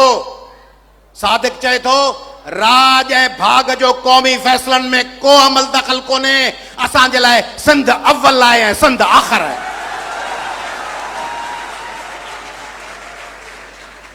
ऐं पोइ जॾहिं उहो सोढो मायूसी ऐं डिप्रेशन वारे फेज़ मां गुज़रे थो, तॾहिं जेके सोढे लफ़्ज़ चया आहिनि, उहे लफ़्ज़ हींअर ॾिसो तव्हांखे हींअर ठहिकंदड़ लॻंदा। सोढो चवे थो, जॾहिं अचनि था नौजवान, सोढा असांखे पंहिंजे काफ़िले में शामिल कर। सोढो डिप्रेस्ड, मायूस, उन वक़्तु अवाम मां बेज़ार ऐं माण्हुनि जी कमज़ोरी ऐं हेणाई खां पाण उदास थियल सोढो चएसि थो, हीअ आहे सिंध। कहिड़ी सिंध? कहिड़ी सिंध? ही चिचरियल, चीभाटियल, वढियल ऐं कटियल सिंध। कहिड़ी सिंध? हीअ आहे सिंध दोदे सूमरे जी, हीअ आहे सिंध ॼाम तमाचीअ जी, हीअ आहे सिंध दूल्हे दरिया ख़ान जी। ही कान्हे, हीअ मुंहिंजी सिंध सड़ियल ऐं लुटियल ऐं कपियल ऐं वढियल आहे। ही कान्हे उहा सिंध।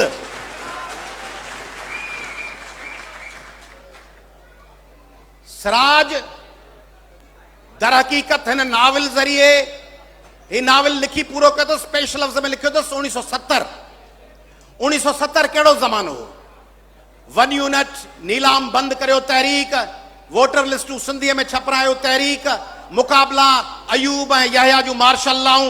उन दौर में सिराज ही नावल लिखियो, पढ़ाॾो सोई सॾु। उन दौर में सिराज इंट्रोड्यूस कयो पंहिंजे वतन जे माण्हुनि जी मज़ामत जो दास्तान। ऐं पोइ उन मज़ामत जे दास्तान में हिकिड़ी हिकिड़ी सिट पढ़ो, तव्हीं हैरान थींदव त किथां लफ़्ज़ किथां पिया अचनि, कीअं मुक़ाबले जा। सिंधियुनि जे मिज़ाज में नौजवानो, तव्हांखे रुगो हिकिड़ो पासो थो ॿुधायो वञे। आऊं तव्हां सां इन ॻाल्हि ते ॻाल्हाइणु चाहियां थो त पाण इश्क ऐं मोहबत जी सरज़मीन बिल्कुलु आहियूं, ऐं बिल्कुलु इन सरज़मीन जा उहे रवैया ऐं उहे मौक़िफ़ ऐं उहे कोल बि पंहिंजा आहिनि त हू चवंदई तूं मचो, अॻु अॻराई जो करे ख़ता जो खाए, इहा बि ठीकु आहे, इहे ॻाल्हियूं ठीकु आहिनि, टॉलरेंट बि आहियूं, हारमनी में बि यकीन रखूं था, महिमान नवाज़ बि आहियूं, पर रुगो इहो आहियूं। रुगो प्यार करण वारा रली विछाए वेठा आहियूं त को अचे त मानी था हथ धोआराए मानी खारायूंसि, अदा भली करे आए पोइ टपड़ पंहिंजा सभु खणी वञे, पाण वेठा हथ धोआरियूंसि। जे ईअं हुजूं हा त पाण त तबाह ऐं बर्बाद थी चुका हुजूं हा। इहो पंहिंजो हिकिड़ो पासो आहे। पंहिंजो को ॿियो पासो आहे, पंहिंजो ॿियो पासो आहे त हिन दुनिया में पाण इंडस सिविलाइज़ेशन जा मालिक आहियूं। इंडस सिविलाइज़ेशन 3300 क़ब्ल मसीह जी सिविलाइज़ेशन, अॼु खां 5300 साल पुराणी सिविलाइज़ेशन। उहा सिविलाइज़ेशन इंडस सिविलाइज़ेशन जॾहिं सॼी दुनिया जा माण्हू झंगनि में रहंदा हुआ, सॼी दुनिया जा माण्हू सिज जे टहिकंदड़ गर्मीअ जे हेठां वणनि ऐं झंगनि में गारनि में हुआ, तॾहिं सिंधियुनि पंहिंजा घर ठाहिया। जॾहिं दुनिया जा माण्हू नंढड़ियुनि ॿेड़ियुनि में आसपास जे समुंड जे छाड़कियुनि में पिया हलंदा हुआ, तॾहिं सिंधियुनि ॿेड़ा ठाहिया हुआ। जॾहिं दुनिया जे समूरनि टिनि वॾियुनि तहज़ीबुनि, इजिप्शियन सिविलाइज़ेशन, सुमेरियन सिविलाइज़ेशन ऐं इंडस सिविलाइज़ेशन में इंडस सिविलाइज़ेशन आहे, जंहिंजे सिफ़ुनि मां, जंहिंजे घरनि मां, जंहिंजे आर्कियोलॉजिकल साइट्स मां हथियार कोन लधा, हथियार कोन हुआ। हो त ढगे जा निशान हुआ ऐं डांसिंग गर्ल हुयूं, ऐं उते उन्हनि निशाननि वारी उन सरज़मीन ते जिते तख़्त ऐं ताज लाइ दरबारूं हुजनि, उते इंडस सिविलाइज़ेशन में ख़बर अथव त माण्हुनि जे गॾिजण जो हंधु कहिड़ो हो। को तख़्त ऐं ताज ऐं दरबार कोन हुई, मोहन जो दड़ो में पब्लिक बाथ हुआ, जिते माण्हू वहिंजंदा हुआ ऐं कचहरियूं कंदा हुआ। उन ज़माने जी हारमोनस, उन ज़माने जी रवादारीअ वारी, उन ज़माने जी बराबरी वारी सिंध, जंहिंमें माण्हू पब्लिक बाथ्स ते, माण्हू डेमोक्रेटिक ऐवाननि में वेही कचहरी कंदा हुआ, अॼु खां 5300 साल अॻु। उहा सरज़मीन जॾहिं सुमेरियन ऐं इजिप्शियन हथियार पे ठाहिया, सिंधियुनि तरक़ी पे कई। सिंधियुनि ही उहे सिंधी आहिनि जिन अरकाद जे सुमेरियन शहनशाह के 2300 क़ब्ल मसीह 4300 साल अॻु में पंहिंजा इंजीनियर मोकिलिया, उन्हनि जे तामीरात में मदद करण लाइ इंजीनियर सिंध मां विया।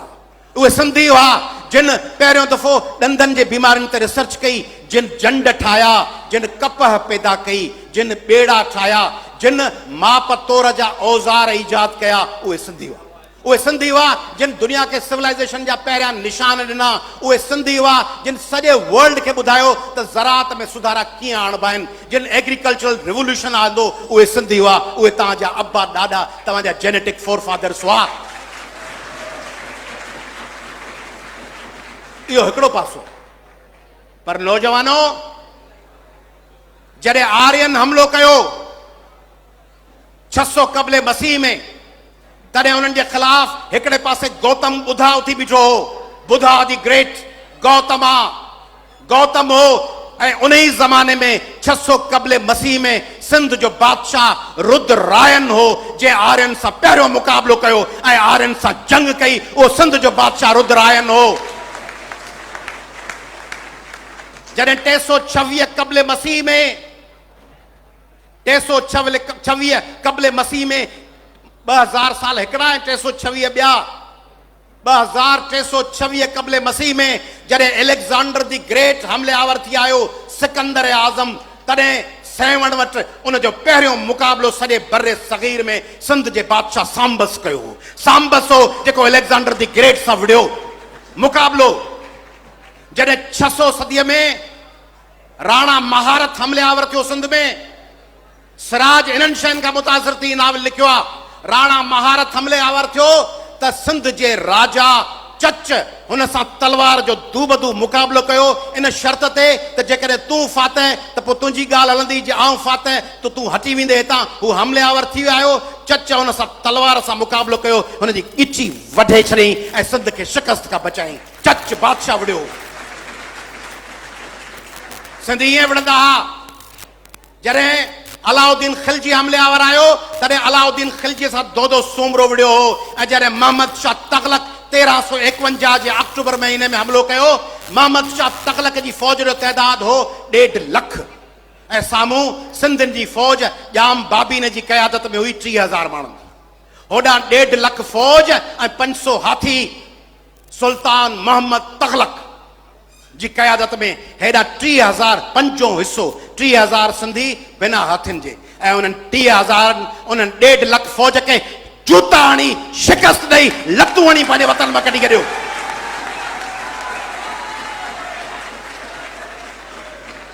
तगलकनि कसम खायो त वरी हमले आवर थींदासीं।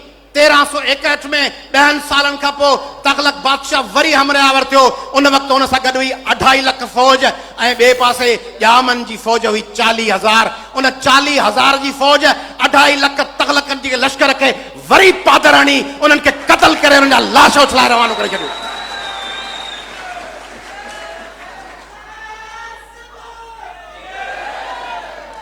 इहे हुआ सिंधी। इहे सिंधी ईअं विढ़ंदा हुआ। अरबन जी हिकिड़ी काह जो ज़िक्र थिए थो। अरब आया अरबन सिंध ते 18 काहूं कयूं ऐं 18 काहुनि मां 17 काहुनि में अरबन खे शिकस्त आई। 17 काहुनि में अरबन खे सिंधियुनि शिकस्त ॾिनी। अरबन जॾहिं सॼी साउथ एशिया ऐं एशिया खे फतेह पे कयो तॾहिं 2 क़ौमुनि हुन सां मुक़ाबिलो कयो। सॼी एशिया में 2 क़ौमूं हुयूं जिन अरबन जो मुक़ाबिलो कयो ऐं आख़िर ताईं उन्हनि खे फातेह थियण में रुकावट विझंदा रहिया। हिकिड़ा तुर्क, ॿिया सिंधी। ऐं जॾहिं अरबी ज़बान जी गलगार थी सॼे बर सग़ीर ते ऐं सॼे एशिया ते 2 ॿोलियुनि अरबी ज़बान जो मुक़ाबिलो कयो, हिकिड़ी फारसी, ॿी सिंधी। 2 ज़बानुनि मुक़ाबिलो कयो, अञा पंहिंजा पेर खोड़े बीठियूं रहियूं। इहे हुआ सिंधी। ईअं विढ़ंदा हुआ तगलकनि सां, खिलजनि सां, ॿियनि माण्हुनि सां मुक़ाबिला ईअं कंदा हुआ। ईअं तुगलकनि ऐं तुरखाननि सां ईअं विढ़िया। इहे सिंधी हुआ जेके ईअं मुक़ाबिला कंदा हुआ, जेके सरेंडर न कंदा हुआ। इन हद ताईं जो जॾहिं ॾाहिर खे शिकस्त आई अरबन जे हथां, उन वक़्तु एजाज़ुल कुदूसी, आऊं कोन थो चवां, एजाज़ुल कुदूसी तारीख़ में लिखियो आहे। छा थो लिखे? चए थो इब्न कासिम जॾहिं मुक़ाबिलो पे कयो त इब्न कासिम जॾहिं सिंधियुनि जे लश्कर हमलो कयो, एजाज़ुल कुदूसी जो वञी किताब पढ़ो, तारीख़ ते तारीख़नामा पढ़ोसि वञी। चए थो त इब्न कासिम जॾहिं सिंधियुनि जे लश्कर जो मुक़ाबिलो पे कयो ऐं हिक ॿिए मथां सिंधी अॻिते वधंदा आया, उन्हनि पंहिंजूं चेलियूं अजरकुनि जूं गंजियूं ॾेई हिक ॿिए सां ॿधी छॾियूं त को बि मैदान न छॾे वञे। ऐं जॾहिं हमले आवर थी लथा ऐं जॾहिं सिंधियुनि जो बादशाह दोशाखी तलवार खणी मैदान में लथो त इब्न कासिम कंफ्यूजन में ॿियनि खे चवणु शुरू कयो, मूंखे पाणी खारायो, मूंखे पाणी खारायो। त ॿिए सरदार चयुसि, पाणी खाराइबो कोन्हे, इब्न कासिम पाणी पीबो आहे, तूं हौसलो कर।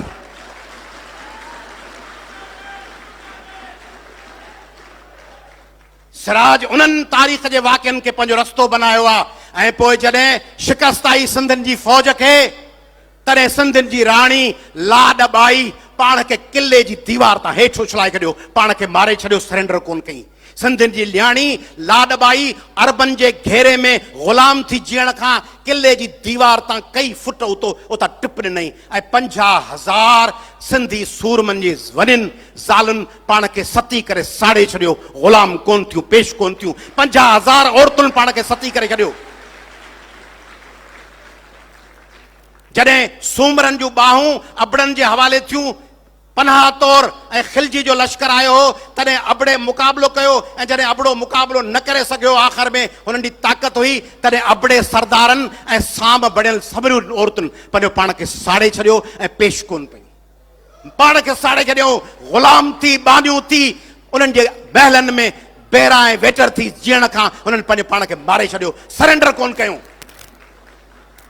इहा आहे सिंधियुनि जी हिस्ट्री जेके सिराज लिखियो आहे। सिराज जो किरदारु संघार, जंहिंजे अखियुनि में सीख घुमायो हुनखे अंधो कयो वियो। ऐं पंहिंजी महबूबा लेली, हिकिड़ो कैरेक्टर लेली, लेली जैसा सोढो इश्क तो करे जंहिंजो संघार दीवानो आहे। हिकिड़ी फिल्म आहे गन्स ऑफ नेवरोन। उन गन्स ऑफ नेवरोन में हिकिड़ो कैरेक्टर हूंदो आहे, हिकिड़ी माई हूंदी आहे जेका गद्दारी कंदी आहे पंहिंजे टीम सां। ग्रेगरी पैक उनजो हीरो आहे, उनखे मारे छॾींदो आहे गोली हणी। उन गन्स ऑफ नेवरोन वांगुरु जॾहिं सोढे खे ख़बर पई त इहो उन्हनि गद्दारनि सां मिलियल आहे, हुन खंजर खणी पंहिंजे महबूबा जे सीने में हणी छॾियो ऐं चई मूंखे सिंध वधीक अज़ीज़ आहे हज़ारनि महबूबाउनि खां।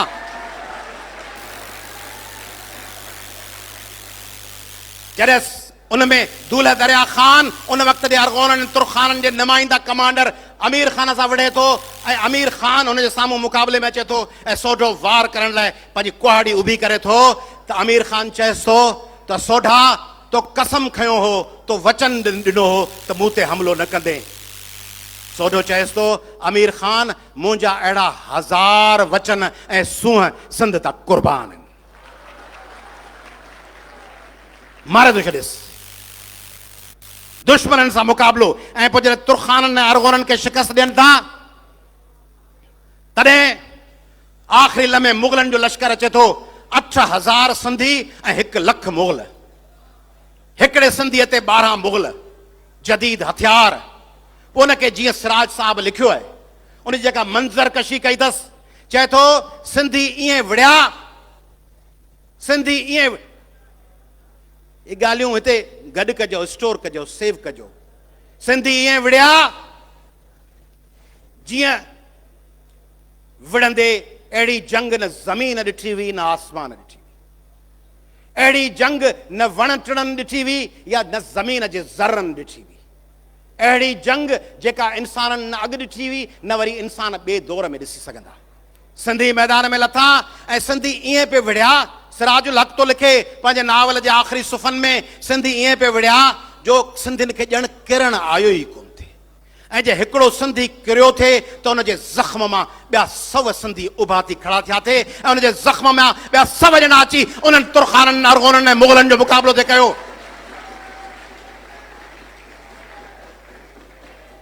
बहादुर गॾिया लतीफ़ साईं, बहादुर गॾिया बहादुरे खड़ग खलवल कन। बहादुर गॾिया बहादुरे खड़ग खिलविल कन, विझनि धड़ धड़नि ते हाकारीन हणनि, किरन कंध नचनि, ऋण गजो राड़ो थियो।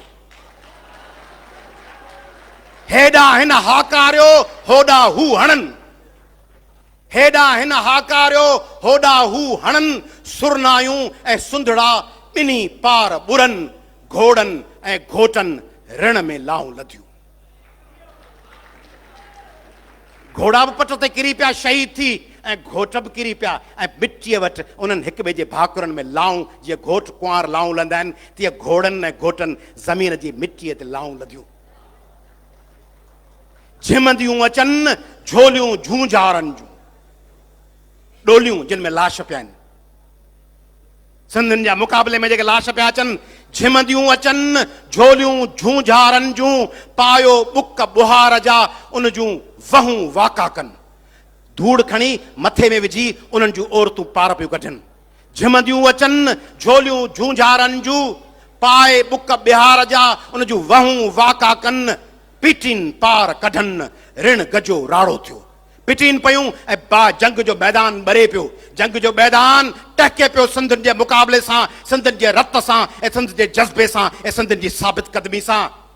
ऐं जेकॾहिं को उन्हनि मां भॼी वञे त भॻो आऊं न चवां, मारियो ता विसहां, कांद मुंहं में दकड़। माई पई चए जेकॾहिं मैदान मां भॼी वे त आऊं तोखे कोन मञीदसि। मञीदसि तॾहिं जॾहिं मुक़ाबिलो कंदे मरंदे भॻो आऊं न चवां, मारियो ता विसहां, कांद मुंह में धकड़ा, सेकींदे सुआ, तपण लॼ मरां जहूनस पुठ में। जे पोयां धक लॻल थई ताऊं लॼ में भरी वेंदसि। धक तुंहिंजे मुंहं ते हुअणु खपे। मुक़ाबले में किले वेर कटक में पाखर जो पाए, अञा तंहिंखे जीअण जो आसांगो आहे। सूरह सो चाहे जो रुगो ई ऋण घड़े। जेकॾहिं तूं ज़रह थो पई पंहिंजे दिफ़ा लाइ, जेकॾहिं तूं अॻियां ज़रह थो पाई त तलवार न लॻे त माना अञा तोखे जीअण जी ख़्वाहिश आहे। जेकॾहिं जंग जे मैदान में घिरणो अथई त मुक़ाबले में ज़रह खां सवाइ लही पओ। जे सूरह आई त मुक़ाबिलो कर खटण लाइ, हार जे ख़ौफ़ खां न। तंहिंजे करे इहो इहो लतीफ़ ऐं इहो हुनजो शागिर्द लतीफ़ जे सफ़र जो पांधीअड़ो सिराज रोशन ॾियो जंहिं उहे पंहिंजे ख़्याल पढ़ा ॾे सोई सॾ में ऐं पंहिंजे ॿिए किताब मरण मूसी आओ में जीअं पेश कया आहिनि सिंधी नौजवानो जे तव्हां पढ़ा ॾो सोई सॾ पढ़ंदव त तव्हां चार्ज थी वेंदो तव्हां ॿिनि शयुनि खां कटिजी हिकिड़ी डिघी मंज़िल डिघे रस्ते जा पांधीअड़ा बणिजी वेंदव तव्हीं सम्झंदव त हनूज़ दिल्ली दूर अस तव्हीं सम्झंदव त पंधु अञा परे आहे अञा वॾो डिघो रस्तो आहे डिघो सफ़र आहे मूंखे अञा तमामु घणा कम करणा आहिनि तंहिंजे करे तव्हांखे चवां थो त पढ़ा ॾो सोई सॾ ऐं मरण मूसी आओ पढ़ो पंहिंजी बदनसीबी आहे पंहिंजी बदनसीबी आहे जो पाण 6-7 करोड़ हुअण जे बावजूदि पाण सिंधी ऐं सिंध में रहंदड़ सबूरा माण्हू ऐं सिंधी रुगो रेसिस्ट पस मंज़र में कोन थो चवां एथनिक पस मंज़र में न सिंध में जेको रहे थो सिंध में जेके असांजा उर्दू ॻाल्हाईंदड़ भाउर रहनि था ॿियूं ॿोलियूं ॻाल्हाईंदड़ भाउर रहनि था उहे बि सिंधी आहिनि उहे बि असांजो हिसो आहिनि उहे सिंध वासी पंहिंजी हिस्ट्री पढ़नि पंहिंजी तारीख़ पढ़नि उन सां पाण खे जोड़ीनि पर सिंध जी बदनसीबी आहे जो पंहिंजी ज़बान खे उहा आलमी मञता कान्हे जेकॾहिं आलमी मञता हुजे हा त सिराज ॾे नाविल ते का फिल्म ठहे आहे सिराज ॾे नाविल ते का मूवी ठहे आहे 300 जहिड़ी 300 मूवी ॾिठी अथव 300 मूवी जहिड़ी का फिल्म ठहे आहे सिराज ते 300 माण्हू जिन जहिड़ो कयो हो स्पार्टन्स आख़िरी मुक़ाबले महिल स्पार्टन्स चवंदा आहिनि Spartans prepare for glory Spartans prepare for glory Spartans never retreat Spartans never surrender by Spartan law we will stand and fight and die Sindhi मुग़लनि सां ऐं अरगोननि ऐं तुर्खाननि सां इहे विड़िया हू बीठा जीअं हुन जूलियस सीज़र लाइ चयो वेंदो आहे विनी वेडी वेसी ही केम he saw and he conquered Sindh जो लश्कर ईअं आयो बीठो तलवारूं कढियूं म्याणुनि मां ऐं घोड़नि कदम खयां ऐं लखे मुग़लनि ऐं खिलजनि ऐं तग़लकनि जे लश्करनि में लर्ज़ो फैलिजी वियो सिंधी ईअं आया हुआ तंहिंजे करे को हुजे फिल्म साज़ जेको फिल्म ठाहे आहे हिन ते सिराज जे नाविल ते ऐं उहा सिंधियुनि जी फिल्म हुजे हा ऐं उन में उहे जुमिला हुजनि हा जेके ग्लेडिएटर में हुआ ग्लेडिएटर फिल्म जा जुमिला My name is Maximus Decimus Meridius मुंहिंजो नालो मैक्सिमस डेसिमस मेरिडियस आहे जेको ग़ुलाम जनरल तो पंहिंजे आकान खे चए My name is Maximus Decimus Meridius commander of the armies of north general of the Felix Legion loyal servant to the true emperor Marcus Aurelius father to a murdered son and husband to murdered wife and I will have my vengeance in this life or the next. का film ठहिया उन film में ईअं ई अचे हा सोढो ऐं चया मुंहिंजो नालो सोढो आहे आऊं लोहार आहियां ऐं आऊं ठठे जो आहियां ऐं आऊं कमांडर आहियां सिंधियुनि जे मज़ामती लश्कर जो ऐं आऊं जनरल आहियां सिंध जे गोरीलनि जो ऐं आऊं सर्वेंट ऐं मुलाज़िम आहियां पंहिंजे वतन ऐं पंहिंजे क़ौम जो ऐं आऊं मुहाफ़िज़ आहियां उन्हनि माण्हुनि जो जिन खे हिफ़ाज़त खपे ऐं आऊं पलांद आहियां उन्हनि सिंधियुनि जो जिन खे क़त्ल कयो वियो ऐं जिन खे ज़िबह कयो वियो ऐं आऊं पलांद कंदुसि हिन ज़िंदगी में या ईंदड़ ज़िंदगी में मुंहिंजो पलांद जारी रहंदो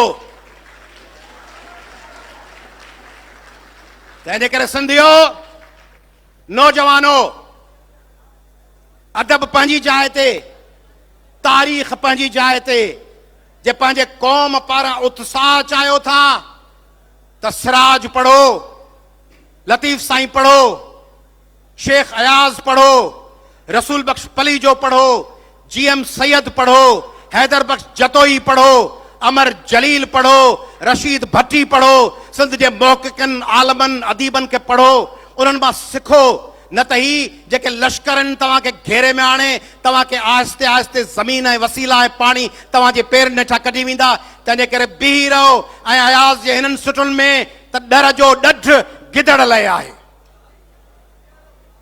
डर जो ॾढ गिदड़ लाइ आहे, झिरकी झड़प ॾिसी डरंदी आहे, झिरकी ॾिजी वेंदी आहे ऐं गिदड़ वञी पंहिंजे डर जे भरिसां टेक ॾेई बीहंदो आहे। डर जो ॾढ गिदड़ लाइ आहे, झिरकी झड़प ॾिसी डरंदी आहे, विख विख ते पंजोड़ ॾिसी छा शींहं कॾहिं गजगोड़ छॾी आहे।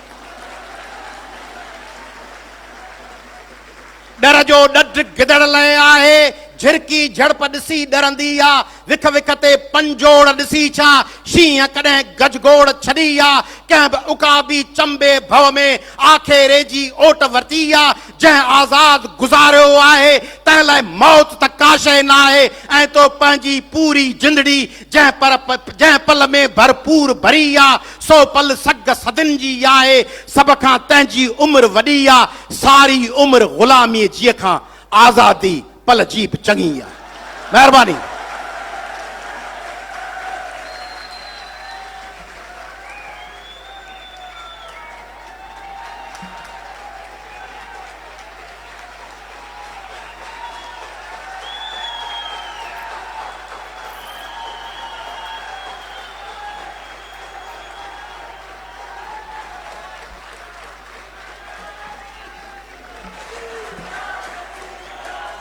नारे लतीफ़। अयास लतीफ़ तासी कुर्बान। अयास ता जेका शानदार गुफ्तगू कई, शेख अयाज़ जा लफ़्ज़ आहिनि, शेख अयाज़ जो नालो उन्हनि में शरीक है, पर अॼु मुंहिंजी दिलि चवे थी त उन शेर खे तव्हां ॾे मनसूब कजे। धरती छा छा दान करे वई, औख ॾेई इंसान करे वई, आई तुंहिंजी सार त सुपरी सुलीअ खे आसान करे वई, इश्क करिश्मा ॾेखारिया दिलि कुफर मथां ईमान करे वई, ऐं छा छा जाम अयाज़ प्यारियई सभ खे सुर्ख सुभान करे वई। प्यारा दोस्तो, असां पंहिंजे हिन सेशन खे अयाज़ जिन शानदार गुफ्तगू ते पुॼाणी ते पहुचायूं था। असांजो टियों सेशन आहे, पर अनाउंसमेंट ॿुधो त असांजो ही जेके बि सेशन्स आहिनि उहे 360 मीडिया तां असीं सॼी दुनिया में ॾिठा पिया वञूं। हज़ारनि जी तइदाद में असांजा मैसेजिस आहिनि जेके असांजे मोबाइल्स ते रन कनि पिया, ऐं दुनिया में असांखे इंडो पाक खां वठी अफ्रीका अमेरिका ताईं दोस्त ॾिसनि पिया। 360 जो चैनल रवां दवा आहे। ऐं उन खां पोइ ॿ अनाउंसमेंट्स आहिनि त ड्रामो बि आहे हिकिड़े पहर में राति जे 7 खां पोइ, जेको सिराज साहब जो सूरत राय ॾिया जे बारे में रफ़ी किसानी उनखे डायरेक्ट करे थो। ऐं कुझु नाला ॿुधो असांजे म्यूज़िक आर्टिस्टनि जा। सैफ समय जो अवां सभिनी जे दिलनि जी धड़कन ऐं पहुची चुको आहे। म्यूज़िक शो में असांजो अख्तर दरगाही आहे जेको पंहिंजे रंग सां सूफ़ी कलाम खे ॻाए थो। असांजे विच में मौजूदु वेठो आहे निर्मला मंगवाणी, बहादुर अली जेको जदीद म्यूज़िक ऐं जदीद फॉर्मेट सां ॻाए थो, उहो बि असां सां पहुची चुको आहे। सूफ़ी डांस आहे, उन में अज़ीम भट्टी, यकीनन उहो बि पंहिंजो शो तव्हांखे जॾहिं पेश कंदो त वणंदो। फ़हीम अलन फ़क़ीर उहो बि असां सां गॾु हिते मौजूदु आहे। जानिब सूमरो जेको बेहद क्यूट ख़ूबसूरत नौजवान आहे, उन जी परफॉर्मेंस राति जो आहे। ज़ुल्करनैन मरी आहे। हिननि सभिनी जे लाइ तव्हां हिकिड़ी क्लैप कयो त 360 मीडिया ते असांजा ॿुधंदड़ असांखे वेझो ईंदा। असीं पंहिंजे थर्ड सेशन में वेंदासीं ऐं बेहद मोहब्बत सां हूअ न्याणी आकलाणी फैमिली में आई आहे। परफॉर्मिंग आर्ट में जॾहिं हुन पाकिस्तान टेलीविज़न ते एंट्री ॾिनी त पंहिंजी ख़ूबसूरत नूरुल हुदा शाह जा ड्रामा हुजनि, अब्दुल कादिर जूनीजे जा ड्रामा हुजनि, हुन पंहिंजो पाण खे इंतिहाई नंढी ॼमार में मंझरायो। उहो ई सिराज साहब जी आकलाणी फैमिली आहे, उन में हू हुनजो हिसो आहे। ऐं गुज़ारिश कंदुसि बेहद पंहिंजी प्यारी ज़बरदस्त परफॉर्मर गज़ाला सिद्दीक़ खे त उहा अचे, उहो पंहिंजो सेशन ओपन कंदी। हुन जा जेके बि पार्टिसिपेंट आहिनि उन्हनि खे पाण मुतारफ़ कराईंदी।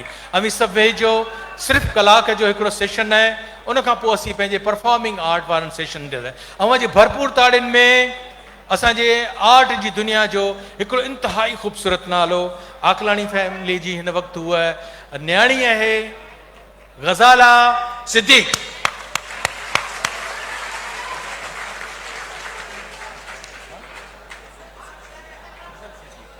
अदी गजल सिद्दीक जी बिल्कुल।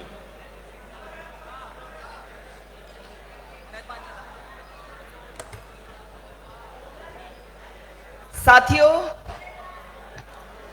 जेॾीमहिल अदा अनाउंस पे कयो त असांजी न्याणी अदा सिराज जी फैमिली में आई आहे, यकीन कंदो तमामु इमोशनल थी वई हुयसि ॾाढी।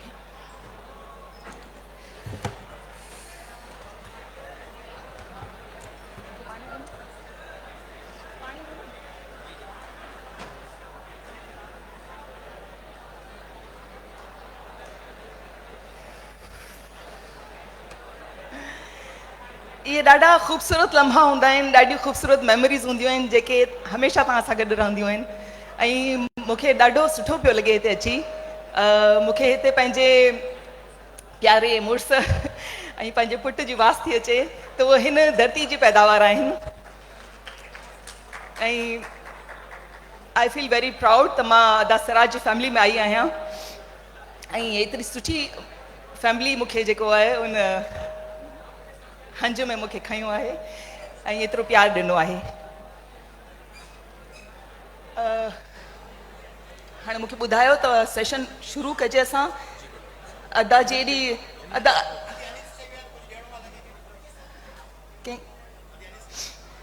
तव्हां सभिनी खे त मिली वियो।